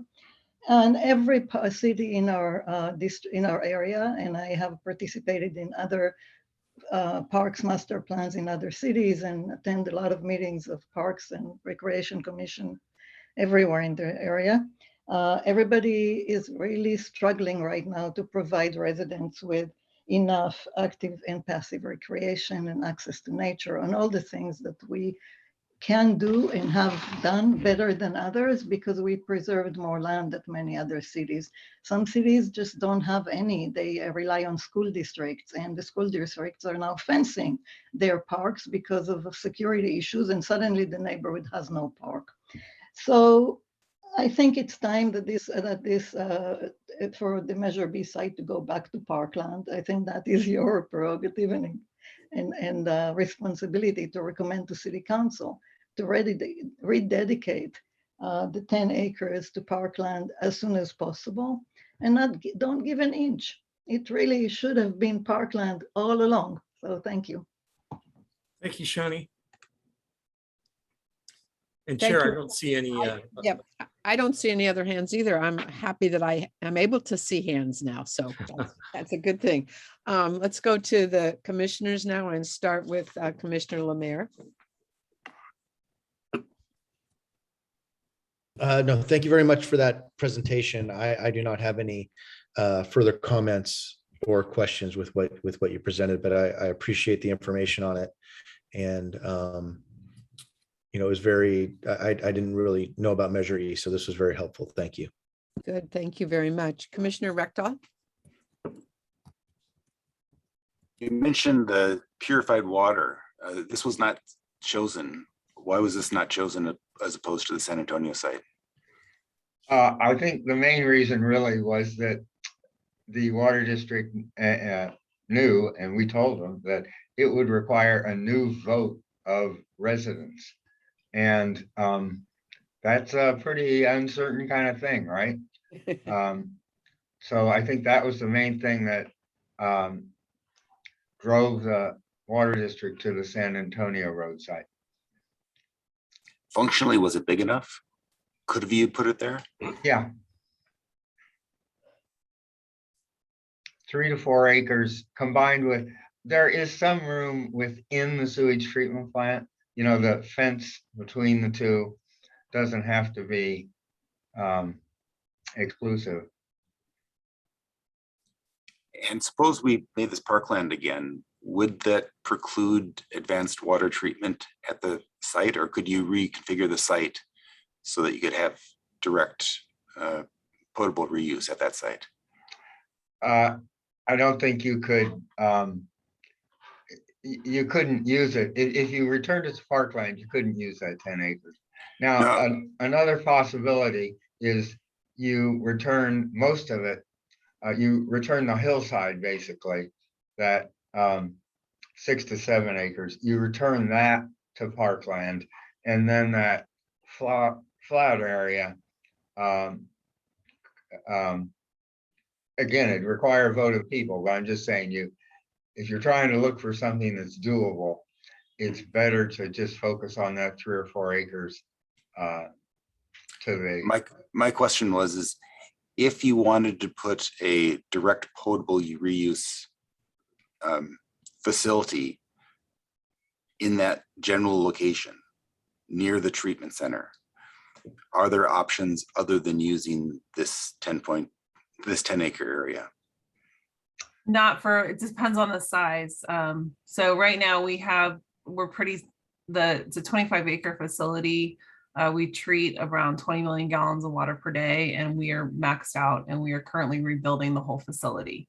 So it's a little bit of Tetris, taking one thing down while we're running and operating a sewage treatment plant 24 hours a day. So we don't really have space to build another large purification facility within the existing footprint. We took the one little portion of the plant that wasn't utilized for the small salt removal facility that we discussed a little earlier today to produce the enhanced recycled water, but not for purification. So we are really looking at the LATP site with Valley Water. Okay, and so it sounds like there's no other use that you would have for this land then. Well, you never know how regulations may change in the future. For the sewage treatment plant, we don't have a crystal ball. If you told me when I started the sewage treatment plant 20 years ago that we'd need to be doing nutrient removal coming up and having to rebuild our facility for nutrient removal, which is what we're currently doing, I would not have anticipated that now.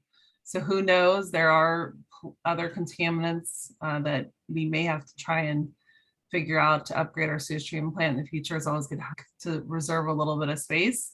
That's the only thing I can think of. Okay, thank you. Thank you, Keith. Commissioner Moss? Yes, I was going to ask what Keith asked, but I have one other comment, and that is we wouldn't be having this conversation today at the Parks and Rec Commission if I hadn't heard through the grapevine from Enid Pearson and Emily Renzel about 8 months ago, reminding me of this November 1st date. So it's a shout out to them for even bringing it up. That's my comment. Thank you, David. I appreciate your comment. Could I just say that, yes, they're going to bring it up. And I would think they'll bring it up directly to council as well. So it's, they haven't forgotten about that date. Commissioner Brown? Yes, thank you for the education on this. I was not very familiar with Measure and the original intention for the site. And listening to the presentation and considering the original use for the site that was permitted by Measure E. I can't help but think of Senate Bill 1383. Would the output of that treatment facility, if it were possible, comply with the Senate Bill 1383 requirements for compost and mulch that jurisdictions need to purchase? I think so. And do you think that, given that renewable energy offset requirements are not really realistic for the next 5 years, but every jurisdiction is required to buy significant amounts of compost and mulch, and there is no facility on the peninsula, really, do you think that that might change the economics and it should be considered in the future? Well, we are making compost out of all three of those things now. Not everybody is, but we are. So, you know, there's other aspects of that bill that we have to, where we have to act. We have to do things. But one of those things is not making compost with our products. We're doing that. Right, but it's the supply, because every jurisdiction, every city and county and agency is going to be trying to buy compost and mulch, and because they're legally required to buy that amount and they'll be fined on a per day basis, that there's going to it's creating this market storm for compost and mulch regardless of the quality of it, unfortunately. And I just thought that it could be a potential opportunity to solve a problem that's really popped up because of this bill. So I just thought that should be considered when evaluating options moving forward. Wait, are you suggesting that we expand what we're doing today, making compost and bringing stuff from other cities to our facility, making it bigger, using the 10 acres to make our existing facility bigger? Is that what you're suggesting? I am just noting that there is a huge state mandated market for the purchase of compost and mulch required by the state beginning January 1st, 2022, that we need to consider. And we too have to deal with that, because once, yes, we're producing compost with it, and that's great. But at that point, we've lost control of it, right? It's not ours anymore. It's Green Waste, or it's these two facilities that take our biosolids from the treatment plant. It's their stuff. So we will have to comply with those same, what I call use requirements as everybody else. So you're raising a good point. And just a plug, we're going to council on Monday about that exact issue, SB 1383. So Councilmember Koo will hear all about it as an action item. Mandy, thank you for bringing that up. Vice Chair Greenfield. Yes, thank you for this presentation. It was very helpful and informative. I have a number of questions. The first is a general question regarding the history of de-designating or undedicating parkland in the city of Palo Alto. Do any staff members know how often this has happened in our city's history? Well, I know it hasn't happened via a vote. This is the first time that has occurred. Okay. I can't speak to whether council has done it. I don't know. Do you know, Karin? I don't think so. But a vote is not the only way it could occur. Council, my understanding is that council can do it as well. But it is the only time that a vote occurred and it was removed as a citizen initiative. That we know. Thank you. My understanding is that council can vote to dedicate parkland, but parkland can only be undedicated by a public vote. Oh, well, you might be right. I thought they could undedicate it. Do you know, Darren, for sure? Yeah, that is correct. My understanding is that's the current ordinance. Oh, I'm sorry. There may have been a time in the previous history of our city where that wasn't the case, and city council could have undedicated parkland. Okay, so we'll call modern history, this is the only time that parkland has been undedicated. Thank you. Darren, could you speak to the value of this parcel for open space conservation or recreation purposes, and I'm trying to get a understanding of where this is. Is there a trail currently going around the base of this? And then the Yeah. upper areas are not currently accessible? So there are no trails that go through the 10.5 acres. There's the large service road that's used as a trail at the base of the 10.5 acres. And maybe that partially is on it. Phil, maybe you can answer that. Is it partially? Yes, that It is is, partially okay. on it. Yeah. Yeah. In fact, the service road cuts all the way through the rectangle, right? And the service road continues. So not all of the service road is in the 10 acres, but there is a piece of the service road that goes through the 10 acres. And people do use that as a trail. It's not, my judgment, I don't know yours, Darren, but it's not a particularly popular trail because it goes right by the sewage treatment plant and some of our flare for the methane, for example, from the landfill. And it goes right by our, what we call our post-closure care maintenance facility. We have 3 people that work there, and that access road is for them to get to their work area. But people do use it because it does let you make a loop if you want to make the largest loop that you can. That's what I thought. So it's probably fair to say that the current public perception is that the Measure E area is part of Bixby Park. Yeah, I'm sure most people don't know that it's not. We don't have any signs up or anything. Right, and if this had ended up being developed as had been intended by Measure E, what would the impact have been to the public? Would it have been a rerouting of the path around it a bit? Yeah, we would have had to have, of course, we'd have to have a fence around the facility. And so we'd reroute, we'd create a trail, let's call it that. We'd probably have a different access point for vehicles. But yes, we'd have to reroute a trail around it. Hey, Jeff, one thing about that is that when we develop the radio station land, that will become a much more important throughway. So even though it's not as useful today, it may become a lot more useful in the future.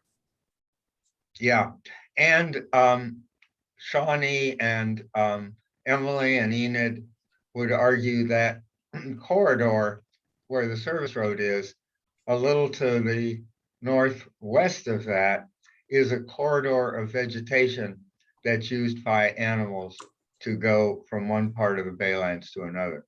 So that's something, if Shawnee had had more than 2 minutes, I'm sure she would have told you about that use of that corridor. Okay, thanks. That's very helpful. And certainly, as you've all alluded, there are without a doubt members of our community who will raise this issue. This was a very unusually divisive matter in the community 10 years ago when traditional allies found themselves on opposite sides of the issue. And I appreciate your input, and I think we'll talk about this a little bit more in the next item on the agenda as far as where we go from here as a commission. Thank you. Yeah, I think that's true. Thank you, Jeff. Councilmember Koo. No questions, thank you. No questions, okay.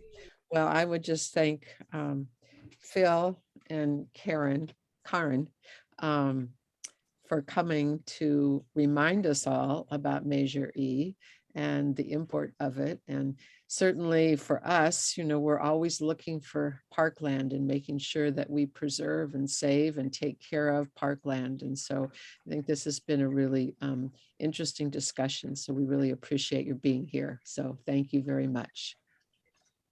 Darren. Bill. I'm sorry, Darren. I was just thanking them. Thank you. Let's go on to the next item on the agenda, the potential creation of an ad hoc. And I think we can dispense with this pretty quickly because while I think commissioners are maybe, I'm assuming, are interested in the creation of an ad hoc, we now know that we have to ask permission of the council to have an ad hoc. And so rather than remove it all from the agenda and not have an ad hoc, which was my inclination to do at the beginning, I think maybe Darren will ask you to go through whatever process you have to go through to find out whether we can have an ad hoc or not. And then we'll decide after that. Yeah, Is that thanks. make sense, or do you want to do it, turn it on its head and do it the other way?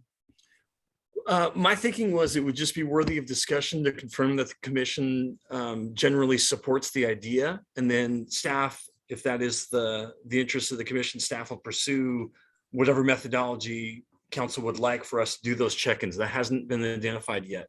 So this would be in addition to the work plan. As you rightly pointed out, it's not on there yet. We want to ask council first, and we just need to understand, but we thought maybe let's leave this on the agenda, talk it through, make sure the commission is of like mind, that it's worthy of being an ad hoc and that we have commissioners interested in serving on it. Okay, so can we do a quick round of the commissioners to find out if people are interested in pursuing this and having staff go to the council and say, can we add another ad hoc? So let's start with you, Vice Chair. Thank you, Chair Cribbs.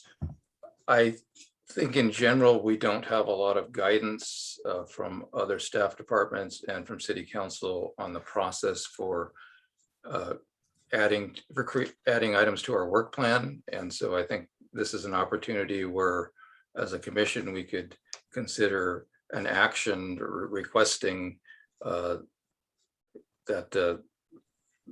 this item be added to our work plan, articulate it, and potentially create an ad hoc to support the work plan. And so I'm very much in favor of this. I think something simple, noting that council has the option of redesignating the Measure E 10 acres as parkland, and Parks and Rec Commission would like to review the future possibilities for this site and make a recommendation to City Council.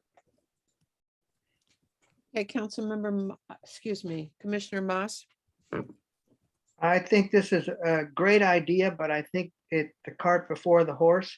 I think we need to wait to see what the City Council decides to do. We may not have that 10 acres go back to parkland. So I would like to postpone this until after they make that decision, and I hope they make that decision in the next month or two. That's it. Commissioner Lemaire. I would agree with Commissioner Moss in terms of waiting to see what direction council goes. Commissioner Brown. I agree with Commissioners Lemaire and Moss. Commissioner Rectal. Yeah, after this last discussion, I don't see any compelling reason to not make it a park, but I would like guidance from council, so I think I would prefer to wait.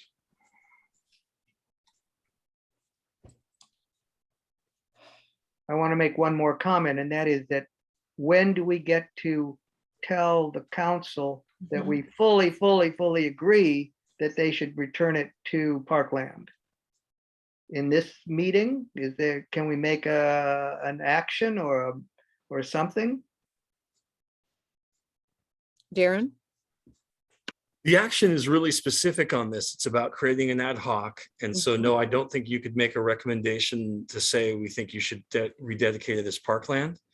What we need to do is figure out the methodology, as I mentioned before, about how we add things to our plan and how we ask council that. It's something that goes on consent calendar, yet to be determined, because as far as I know, no other commissions have done it, at least that I've been informed of. So we have to figure that piece out. I believe that they have not. So my concern now is just, it's the process concern.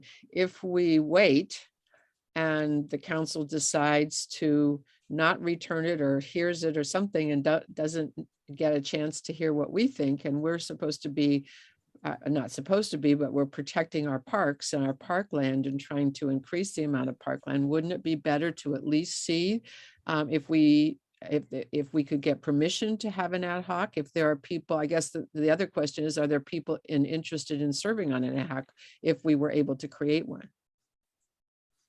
If I could add more to what you're saying, and what I'm hearing the other commissioners say is they would like to wait to see what council does before we request to comment on this. And it seems like, one, I would hope that city council wouldn't make a decision on this without making referral to the Parks and Recreation Commission. It seems very appropriate that they would want our feedback on this.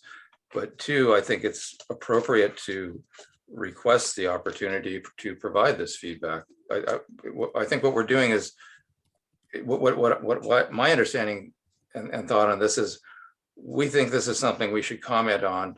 We're not going to take staff time and dedicate our commission resources on this until we get a green light from city council to add this to our work plan and go ahead with this. But we're voicing our recommendation and desire to comment on this and asking for a green light from city council on this. And that seems more appropriate than waiting to see what city council does, and we don't know what the timeline is for what we'd be waiting for, or what the timeline is for when city council might do something. So what scope do we think this ad hoc would be dealing with? Would we be determining whether this should be parkland, or would we be looking at what we would do with it if it became parkland? I'm thinking part of the former. I wasn't considering that we would be talking about what we would do with it as parkland. No, just that it would be parkland. No, I think it's appropriate for the commission to review all the future possibilities for the site. The prominent one is recommending that it be rededicated as parkland, but in order to make an informed decision about whether we should move forward with dedicating it as parkland, we need to consider what the other possibilities are. And that seems like valuable assessment to give to provide to city council to help them make a decision. I actually don't think we should, that it's out of our purview what else they could do with that land. I would think that it would be strictly to use it as parkland, and that ad hoc would only be for the latter, which is what would we do with it as parkland. But it's out of our purview what other things they could do with that land, since it's not parkland right now. What I'm suggesting is that we would make a recommendation whether we thought city council should rededicate this land as parkland or not. And in order to make is there any question about that? Some people perhaps not, but to make a balanced decision on things, we need to consider all of the information in front of us. So let's see about this. I think we're making this maybe too complicated for this evening. What if we just ask Darren to ask the question about, can Park and Recreation create an ad hoc to talk about Measure E, and see what the answer is. When the answer comes back, if nobody wants to serve on the ad hoc, that will be our answer. No, I will provide information that I would be interested in serving on the ad hoc. But you would, as if there were any question about that. You don't know that you can serve yet because you don't know whether we can have one or not. So Darren, is that simple enough for you to do without expending a lot of staff time? Yeah, I think so. I'll see if I can work on, we need to figure that out anyways, what that methodology would be. And I'll specifically say this is one and learn what the process is going to be. And maybe I'd also like to just defer to Councilmember Koo if you have any. I was just going to ask her if she would give us an opinion on this. Thank you. Councilmember Ku? You know, I know council had stated that they didn't want to have any more,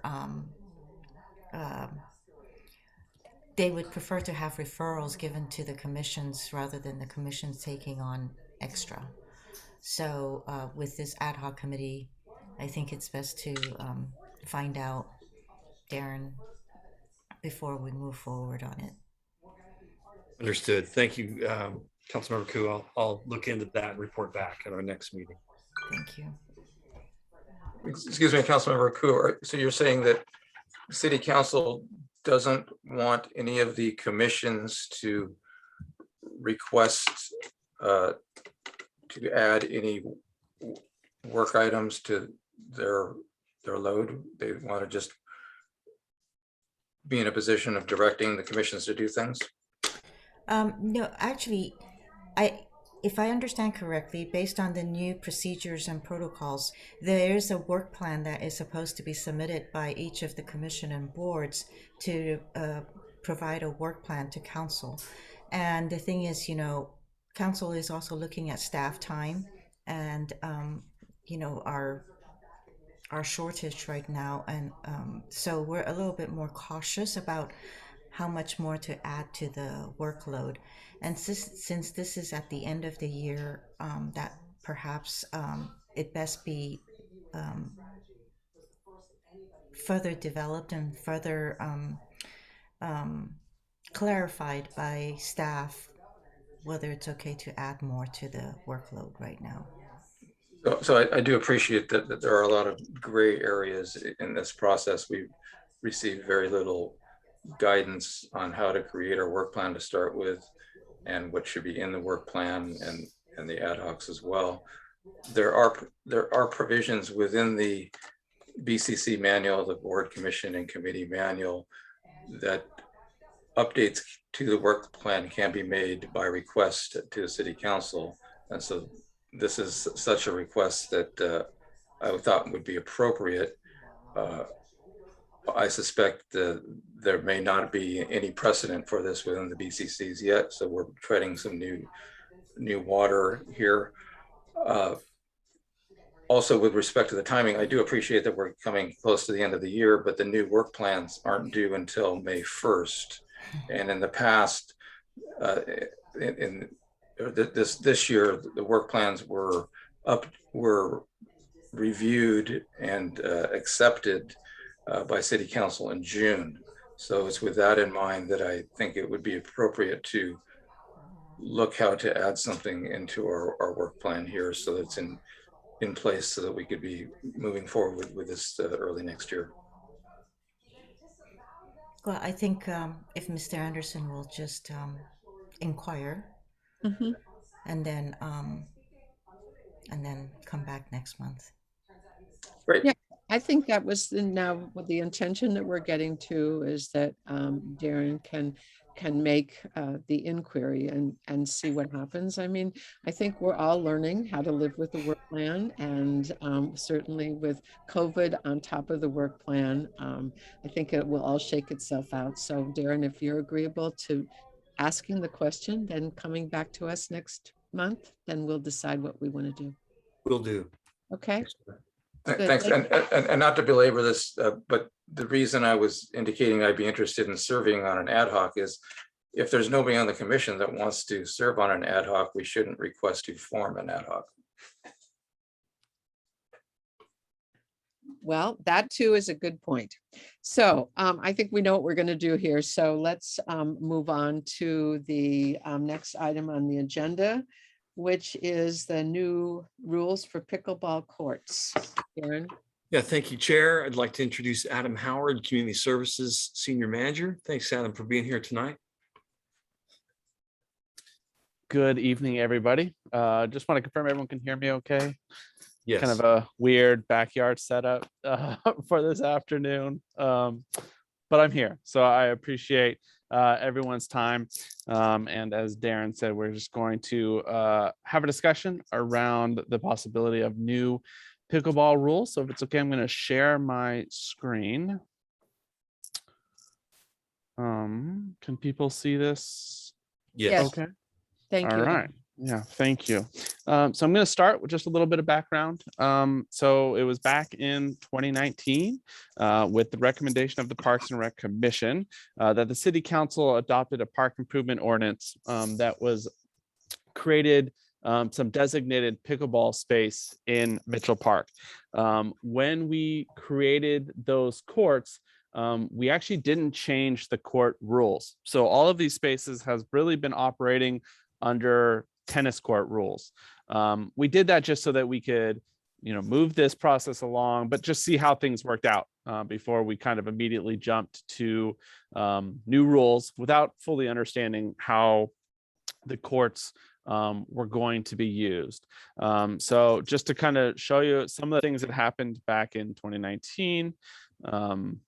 Slide's not moving forward. There we go. So those were two small paddleball courts that were not very utilized. So we kind of changed the net height there and repainted those so that they could be better used for pickleball. We then bumped out an area that was outside of what was tennis court 5, which allowed for these 2 additional pickleball courts. And then we turned court 5 into designated pickleball courts, which allowed for these 4 additional courts. At that time, we also dual striped the 2 remaining courts over there so that those 2 courts could be used either as 2 tennis courts or 7 pickleball courts. So as I said, when we did that, we did not update and create pickleball rules. We really just kind of wanted to see how things worked, how things were going out there. Now, we waited longer than we wanted with COVID. That's through kind of a year delay in this process, but we're here now. So staff has worked with the Palo Alto Pickleball Club, which is a very prominent pickleball community that's here in Palo Alto. There are over 700 members now and over 50% Palo Alto residents. So we're at least 350 Palo Alto residents in that group. The ad hoc worked on that with Commissioner Rectal and Commissioner Brown. And really what we wanted to do was create rules that better directed the game of pickleball and really try to ensure that we had a high utilization of court space for the pickleball community. So these are the rules that we have come up with, and this is kind of ongoing. I'll talk about the highlighted rule, which I have included, but I'd like to provide a little bit updated information about that. So I'm just going to go court by court or rule by rule. I'll give you a little bit of our thought process behind it and how and why we kind of came to the conclusion that we have come to. So the 2 biggest changes we wanted, the current tennis court rules, it's over an hour of wait time if the courts are full and others are waiting. So that creates a long wait time. And there's really very little rotation when it comes to tennis courts. I hear a lot from the tennis players that if they show up and someone's waiting, they're not going to wait the hour. And that won't work with these pickleball courts. So we really wanted to create rules that were a little bit more fast paced and allowed a lot more rotation. So the first thing is courts are open on a first come, first served basis for both doubles and singles. Now, the reason that is kind of spelled out is that current play, especially within the Palo Alto Pickle Club, is they really play doubles when the courts are full. That's how you get the most people on the court. That's how you get the most utilization of that. But I also understood that, if 2 people come out that aren't familiar with the club or aren't familiar with pickleball club, they should be able to play a game on their own without having to possibly team up with 2 other people they don't know. So I thought that was an important addition. So we do spell out that both doubles and singles can play. If all the courts are full and people are waiting, we've decided on a 20-minute time limit, and players can rotate back onto the courts as many times as they desire. Now, 20 minutes was a short amount of time. One of the things I worried about is that family of 4 that came out to play. and they just want to go out, and 20 minutes is not a lot. But I think that with the high utilization of those courts and the opinion that you can just kind of rotate back on, and we have a good rotation system, that 20 minutes would still work for that family. You can go out, you can play a nice time for 20 minutes, take a little break, and get back onto another court. So we thought that was kind of a good middle ground in terms of wait time. Because we want so much utilization and rotation, we thought it was best to put in the rules how you would do that. So when courts are full, waiting players will put their paddles next to the court in use, and when the time expires, the players will rotate off in the following manner. So if you have 4 paddles down, all players leave the court to those waiting. I'm going to skip the second one for just a moment. Or 2 paddles down, the winning team may stay on, or the waiting team may choose to play single. So there'd be that rotation. Now, I originally put, and I discussed with the ad hoc, the idea of 3 paddles down.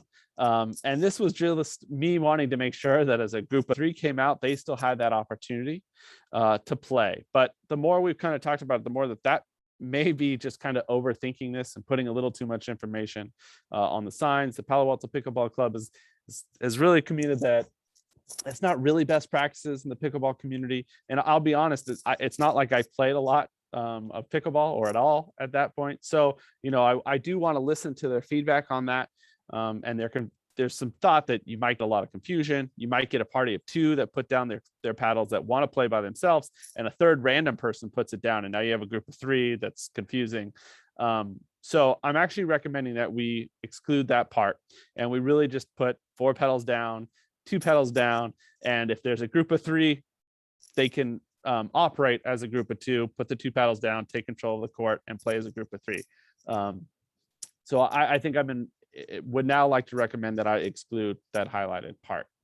And then we talk about double stacking of paddles, which is playing a game while having a second paddle waiting on another court is not allowed. Now, obviously, some of this is self-policed. We don't have staff out there, but we thought if we had clear, concise rules and what you cannot do, that would be really, really helpful. Then we will include some existing rules that we already have on the courts, which is an individual may not hold a court when players are waiting, court shoes only, no cleats, no wheeled vehicles allowed inside the fence. City permits and recreation programs have priority over drop-in play, and no private lessons permitted. So these are the rules that we have come up with. And again, talked with the Palo Alto Pickleball Club, and they're in agreement with that. So I wanted to bring them forward and hear from the rest of the commission, everyone's thoughts and inputs about these suggested rules. Thank you very much, Adam. I think. Wait, just a second. Was there one more rule at the bottom, Adam? Something about that you had sent out to the public. City permits and recreation programs have priority over drop-in play. Did you drop that one? No, so that's over in the existing rules section on the right-hand side of the screen. The fourth bullet down. We did condense it to 1 bullet because we did have it at city permits and then a separate thing about recreation play. And I just figured 1 bullet point for both made sense. Okay, let's go to any members of the public who wish to speak. And Chair, we've got Monica Williams, 1 speaker. And Monica, if you would unmute yourself, you've got 2 minutes.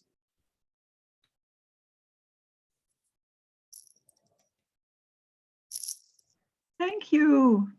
Good evening, Chair Cripps and commissioners. Well, you know who I am. Monica Williams, president of the Palo Alto Pickleball Club. And I'm speaking on behalf of all of our club members regarding the new recommended pickleball rules. Thank you for adding this item to your agenda, and thank you to the ad hoc committee for your work. We support these rules and believe that they will enable our pickleball community to continue to flourish. Thank you for removing the 3 paddles down clause. We do need rules that are easily understood and fair to everyone, and these rules are excellent. So we definitely support what you have presented tonight, and thank you very much. Thank you, Monica. Thank you. Okay, let's go then to the ad hoc committee for comment. Starting with Mandy. Thank you. I just want to say thank you to staff. I think that, again, it was always the intention to create pickleball specific regulations to add. And I think that they did a good job of incorporating elements from other jurisdictions by doing a quick scan of other rules that are out there, as well as customizing it to Palo Alto based on what has been seen in practice. And while that was delayed a little bit, you got a little bit more time to observe what was going on and see how the rules would play out. So just great job to staff, and thank you to the Pickleball Club for providing input. Thank you. Keith? Yeah, first I want to thank Adam. Adam did a lot of work on this, a lot of interfacing. I appreciated the dedication he did to this. I like the rules. I think it'll help the community. The only thing I'm hesitant about is the 20-minute rule. I could see some games taking 25, but this is a scarce resource, and I think the higher turnover is going to be a good thing. It'll keep it focused. People will know that they can't lollygate because they only have 20 minutes. So I think overall it'd be a good thing to make the most use of these courts. Thank you very much. And thank Keith and Mandy, thank you very much for serving on this committee. I think this was really important, and certainly thanks to Adam for working through all of this. Other commissioners, Commissioner Moss? Yeah, I understand the 3 paddles down and not including it. I guess they could either go to 2 paddles or to 4 paddles if they want to drag another person in with their 3. That seems perfectly reasonable. So getting rid of the 3 paddles down sounds great. And then the thing about the 20 minutes, if there's a really long game, especially if you're not that good a player, I don't know what's going to happen. Will people kick them out, or will they let them take 5 more minutes to finish the game? I think if we just leave it this way, it's just up to the club or the other members to make a decision. That's it. Thank you. Vice Chair Greenfield. Thank you. Thank you to Adam for all of your work that I know you put into this, because I've worked with you before on similar types of efforts. Thanks to the ad hoc.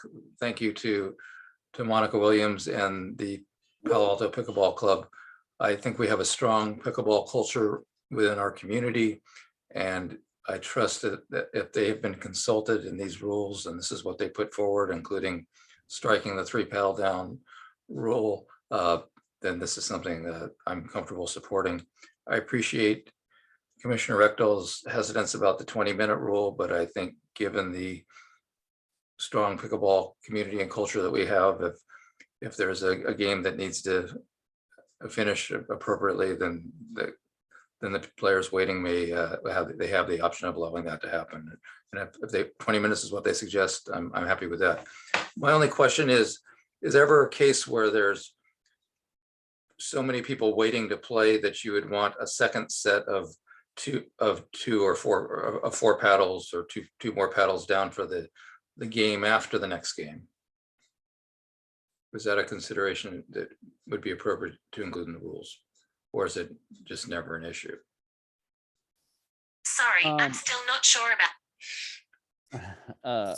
So I think we did discuss that, and in most places where that happens, there's just another row of paddles. So they just kind of start to create a little bit of a line. But we do have it. I mean, I don't know that we want, if we feel the need to put it in the rules, I think this is the way that it's rotated. It doesn't say that only one group can be waiting. So personally, I don't feel like we need to say more than one group can be waiting. That's just my 2 cents. There have been times I've seen out there where multiple groups are waiting. It's a popular place. I thought it was implied by you could have multiple sets of paddles, but I don't know if we want to explicitly state that or not. I don't, the way I read it, it's not implied, and maybe if there was a simple update to the language saying that multiple sets of waiting players, maybe just. Monica has just raised her hands. Do you want to ask? Yeah, I would, if the chair would permit, I would be interested in what Monica Williams has to say on that. Yes, that's fine.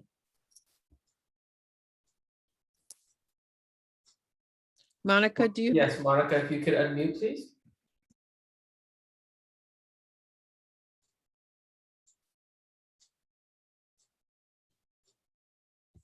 Hello, can you hear me? Yes, we can hear you. Yes, good. Yes, it would never be a problem that because, you know, we have until 3 p.m. we have 15 courts, and people tend to place their paddles down, obviously on an empty court. It's at night times when there are more people, but the pickleball way is not to put extra paddles down more than what is the number of people who are going to play or want to take that court. So these rules as they are excellent, and everybody will understand them as they are. So I think just putting 2 paddles down or 4 paddles down, once if you start putting more paddles down, that can be very confusing, because if 2 people put paddles down to play singles, and then another, for the next game, people put 2 more paddles down, that's very, very confusing. So I think it's much better to leave it as it is. Okay, thank you. Thank you very much for that, Monica. Jeff, does that answer your question or your? Yeah, it answers my question, and it makes me wonder if we should make it more clear that it is just for the next game. I don't know. I'm, if I may, I'm looking at these rules and I feel like they're simple, and I'm able to understand them, which is great. And I feel like, you know, if this doesn't work out, we can always come back and say maybe we need to revise or do something. But as for now, I think they're good. I think everybody's done a good job, and I'm particularly glad to see the 3 paddles go away, because I was having a hard time figuring out how 3 people could play some kind of pickleball together. So anyhow. Great, thanks. Exactly what I was going to say. Fine, let's do this for now and make changes later if we need to. Okay, so Adam, we need a motion to. Chair, I'd like to make one comment, please. Oh, I'm sorry. Did I miss you? I did. So go ahead. No, I'm in support of these rules and appreciate the work by staff and especially by the ad hoc group and everyone else, and being able to get the stakeholders involved is extremely important. I'm in favor of simpler, and you know, as with anything, when you're playing these games and you're on courts outside, whether it's tennis or you're on a basketball court or pickleball or whatever, there is it comes down to people doing the right thing and a little bit of a social contract and people having a good conscience about how to play. And so I like the framework of these rules, and I like the simplicity of them, and I appreciate everybody's hard work in getting this done. Thank you, Jeff. I think that was very well said. And I certainly note the spirit among the pickleball members and players, and how gracious they are toward each other. And so I think this is going to work out just fine. And then you can always look at it again, right? So Adam, are we needing to make a motion here? Yeah, we would want a motion that you recommend sending these rules, you can say minus the highlighted rule, to council to be included in the fields use policy. Okay. Would somebody like to make that motion? Maybe from the ad hoc? Yeah, I'll make that motion to accept the rules as written, except for the 3 paddles down bullet being omitted. Thank you. And a second? I'll second. Thank you. And Lam, may we have a voice vote, please? Yes. Chair Cribs, Yes. Vice Chair Greenfield, Yes. Commissioner Brown, Yes. Commissioner Retnall, Yes. Commissioner Lemaire, Yes. Commissioner Moss. Yes. Chair, that's a vote in favor of 6-0. Good. Well, thanks to everybody, all the stakeholders who participated in that. And does this go to the city council or to the city manager? This is the city council. Is this possible that in the future, this level of detail doesn't go to the city council? We could check with the attorney's office on this one, but since the court usage policy had gone to council before, changes right now are appropriate to go back to them, but we could check with the attorney's office if there's other ways. Yeah. Thank you. Okay. Thank you. So next, we're going to discuss the court usage policy. Adam? Thank you. So I think this is really just kind of an introductory step. So Adam, I'm losing you.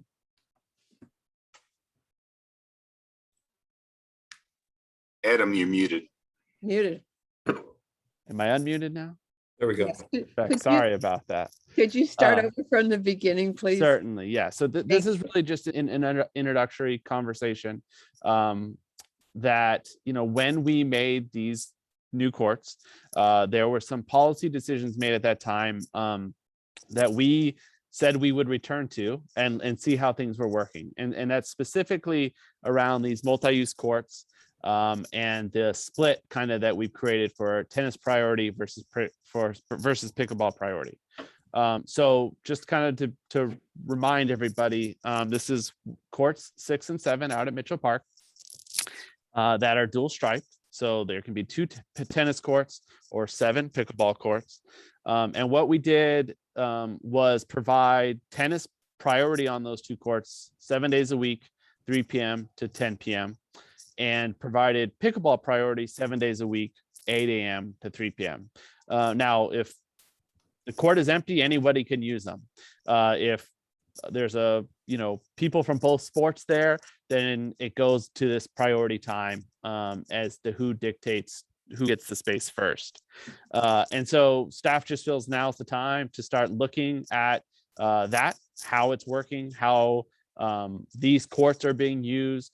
Not only these courts, but I think we probably want to look at all the lit courts in Palo Alto. And I think this is probably a very good time to do that with daylight savings time coming up.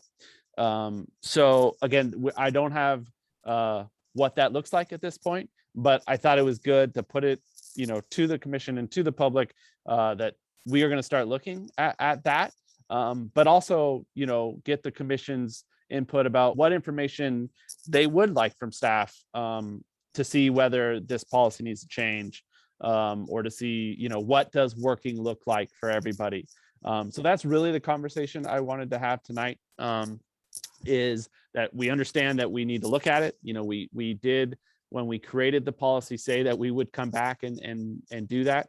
Again, that is longer than we anticipated. We really want to do it at the 1 year mark. That was not a good time to do it at the time. So we want to get to that now. So I really wanted to just, again, hear from commissioners. If there's specific data people would like to see, questions they'd like me to answer when I bring it back. And I know one thing that staff would like to do is go out and get head counts, right? Who's using the courts? Again, we'd be looking at all the lit courts, not just Mitchell Park courts. So we can try to kind of paint a picture on how nighttime usage looks on our public courts here in Palo Alto. Okay, may we go to any members of the public who wish to speak before we go to the commission? Yes, we can. We give a moment to see if everybody wants to raise their hand. At present, there are no hands raised. And I am showing no request to speak. Oh, I'm sorry, we just got one hand raised. Our speaker will be Jocelyn Singh, And I apologize if I mispronounced. And Jocelyn, if you could unmute, please. Hi, I'm a player at both the on pickleball courts during the days and sometimes at nights. It's quite amazing how much the sport has expanded and grown during the pandemic, and it's been our experience that at nighttime there's huge numbers of people who are playing on the lit courts on the pickleball side, and it has caused a lot of waiting during those times. So I would hope that the commission takes a look at where pickleballers are able to play during this time and how much the game has grown. It seems that the popularity has outstripped the resources, and particularly in the evenings, you know, there's a lot of disparity between the number of pickleballers who are playing versus the tennis ball players. And it would be, I think, a very good thing if we could, you know, somehow alleviate the pressures of the popularity. Thank you, Jocelyn. And Chair, that concludes the request for public speaker. Okay, thank you very much. So let's go to the ad hoc first. Commissioner Brown. Yeah, just seconding what Adam said, that getting some data, getting some head counts. I know we were particularly interested in our discussion at looking at the lighted courts around town in particular. So people obviously like to go to the courts close to their house or close to where they work. And so considering all of that in the analysis, and I think the time with daylight savings coming up is perfect to be able to get some good information. Great, thank you. Thank you very much. Commissioner Rectal. Yeah, whenever I go through Mitchell Park, it always seems to be a crowd around the pickleball. So I do think we're not serving the pickleball community as much as we should. But that's just anecdotal data. I would really like to see a better head count, but I suspect I know what the answer is going to be, but we should really collect that data. Thank you. Thank you very much. Commissioner Moss. Yes, I have two comments. One is that you might kill the golden goose, and if you try to squeeze too many more people onto those courts.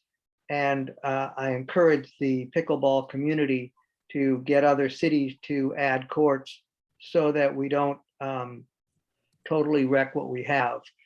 But that said, I live close to Coverly, and I brought this up several times, and I'd like Adam to look at this again, is whether or not we could resurface the Coverly courts, even though the whole Coverly site is in limbo.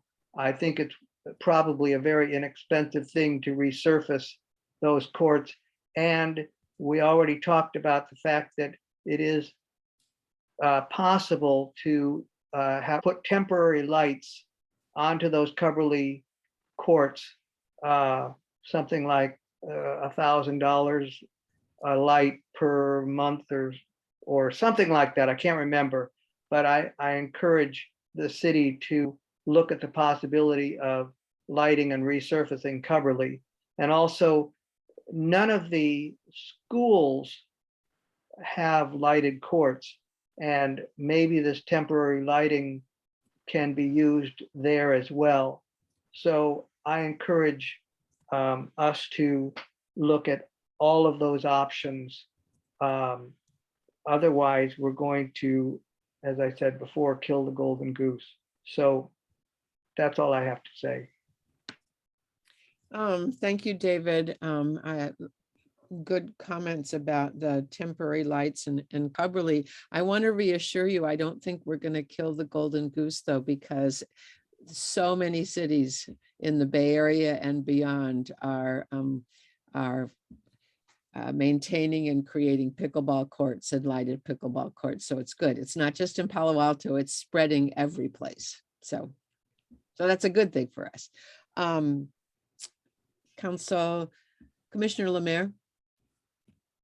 Thank you. It's exciting to see how much usage these courts are getting. And certainly agreeing with the ad hoc and Adam about needing to collect data before we can, really figure out the best path forward. And just to be able to see how the tennis courts are being used in the other areas with the lights and so forth. So excited to see if we can collect this. And as Commissioner Brown said, it's a perfect time with daylight savings time starting. So appreciate all of the hard work with this. Thank you. Vice Chair.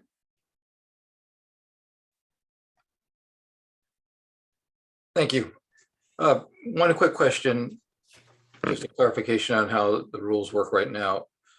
If tennis is being played on a court during pickleball priority time, how long are the tennis players allowed to continue before they have to vacate for pickleball use?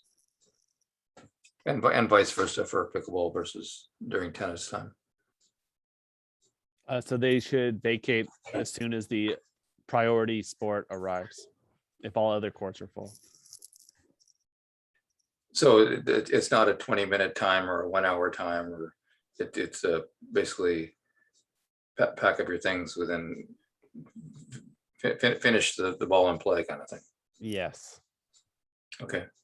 And do we have any information on how well that works? Is it ever contentious? So we haven't had any formal complaints. When this is, I think, most clearly an issue is in the evenings. And I do hear from pickleball players that it's frustrating to have, 8, 12 people have to get off those temporary courts for 2 people to play tennis. But the pickleball community, from what I've heard, has always been very good about doing just that and respecting those times. But I typically hear about it like, man, there was 8 of us there that just got removed for 2. But they did get removed because there were no other lit tennis courts there at Mitchell. So that was my follow-up question. I'm assuming that the tennis players will go to an open court if possible. Yeah, and that is actually on the signage that all other courts have to be used first before you come to the multi-use courts. And that's for both sports, yeah. That's good to understand. Well, thank you for the effort. Data is important.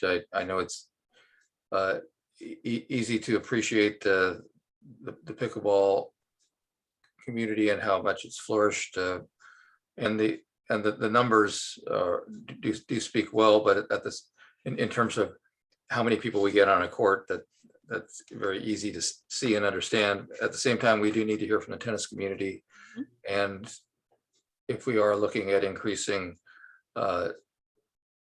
access for pickleball, of course, we need to understand from the tennis community what the best compromises that we could potentially make would be. Thank you. Okay, thank you very much to everybody for comments. And I would just add that I'm excited to see the data when it comes back and see what the court usage is, and then have a discussion about if there's anything that we as a community can do to help both tennis and pickleball people get the access that they need. So anyhow, thanks to everybody, and Adam especially for working through this. I know it's not easy. Okay, thank you, everybody. Thank you. That moves us to the tentative agenda for November 17th. And we've got the date right now, Darren, right? Yes. Perfect. Yeah, and Chair, for that, we've got a number of items that were potential, including the court usage. Although with the information I just heard, it seems unlikely that we'd have that data to come back in November. It looks more likely, and I'll confirm this with Adam either tonight or later, but seems like at best that would be December or even later. Foothills, the policies we discussed earlier, most likely that's December, but we're working on it. We have the skate park as a possibility. We'll see where we're at. The conversation about the gym is another option. And I believe we have the Friends of Alto Parks and Rec Foundation possibly in December, but I didn't know. So how that would maybe tie into the fundraising plan that we're working on. If that could come together with the Friends of the Park as well, that might be a good thing for a discussion. And Chair, would that be November or December? I would think that would be November, but I may be too aggressive. Okay. And maybe you and the Vice Chair and I could work on agenda planning this Friday. We've got a meeting. Yep.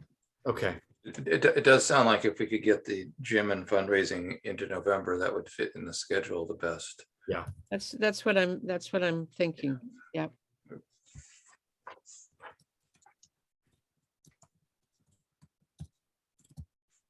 Okay. And so I understand the annual aquatics update is being pushed out to January. January. And just on that topic, we were thinking, although it doesn't have to be this way, that we would have the golf update at the same time. Just been something we've been doing in the last couple of years, but This what do you is think, from the Chair? vendor, Darren? Pardon? From the vendor? No, typically operator. staff. Oh, okay. Yeah, so Lom would give an update like he did last year, concurrent with the aquatics one, but it doesn't have to be that way. It's just. Would there be any value in having hearing from the vendor? Yeah, possibly. We just got a new general manager. As a person gets settled and develops their program and everything, I think that's entirely possible. We can incorporate him into the presentation. We'll work with them on that. Yeah, that would be great. That would be great if we could do that and maybe include, I think Lom did last time too, talk a little bit about the restaurant and how it's doing.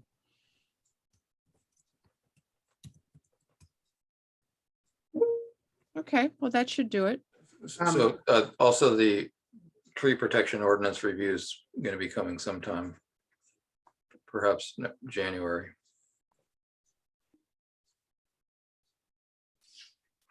Can we also talk a little bit about the CIPs? Sometime like December or January, the process and what needs to be done. We don't want to wait till March.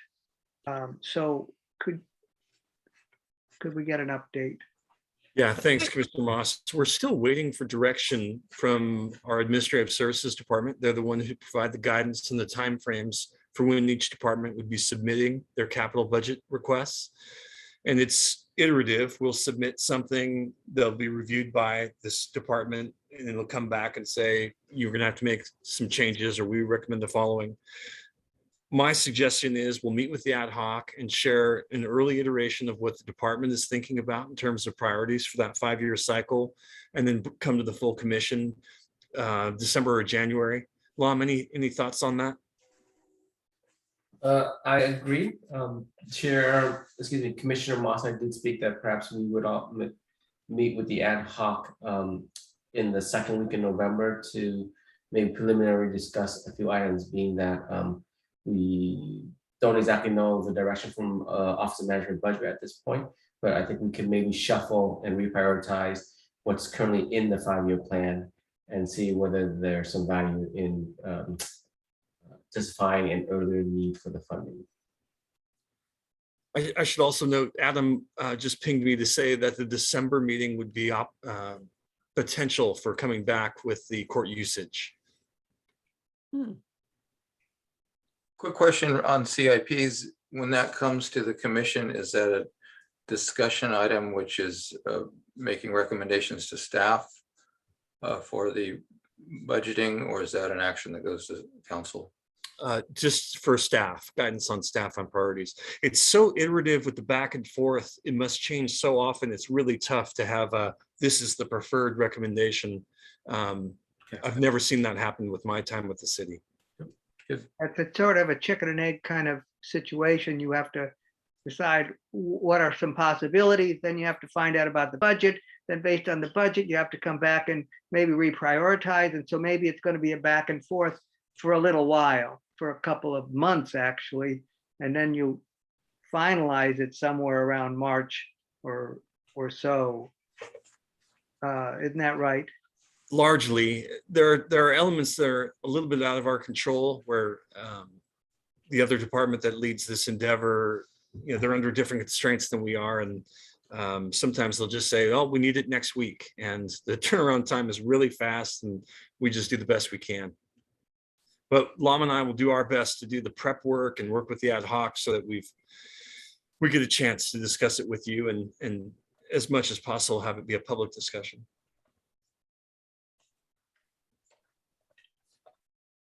Okay, so that looks like the agenda ideas are okay, and we'll discuss it when we have the planning meeting. So good. Any other comments or announcements from commissioners? I have two. One is that I got lots of feedback from my opinion piece in the Palo Alto Weekly on the October 1st, hoping that people would, try to apply for commission positions, and I'm glad that that's happening. So there is good interest in the community. And then that leads to the second comment, which is that if the Parks and Rec Commission has enough people applying and other commissions don't, can the city council get people to choose people for the Parks and Rec Commission without waiting for the other commissions? Probably a good question for the clerk's office. We can check with them. I need to check in with them anyways to find what the latest count is. In the past, that's happened where they've had enough for one commission and they'll vote on those, but then just push off the other ones. Yep. Right. I'm trying to figure out will there be enough to make a decision in December, or not until January, or not until February? So that's the reason I asked.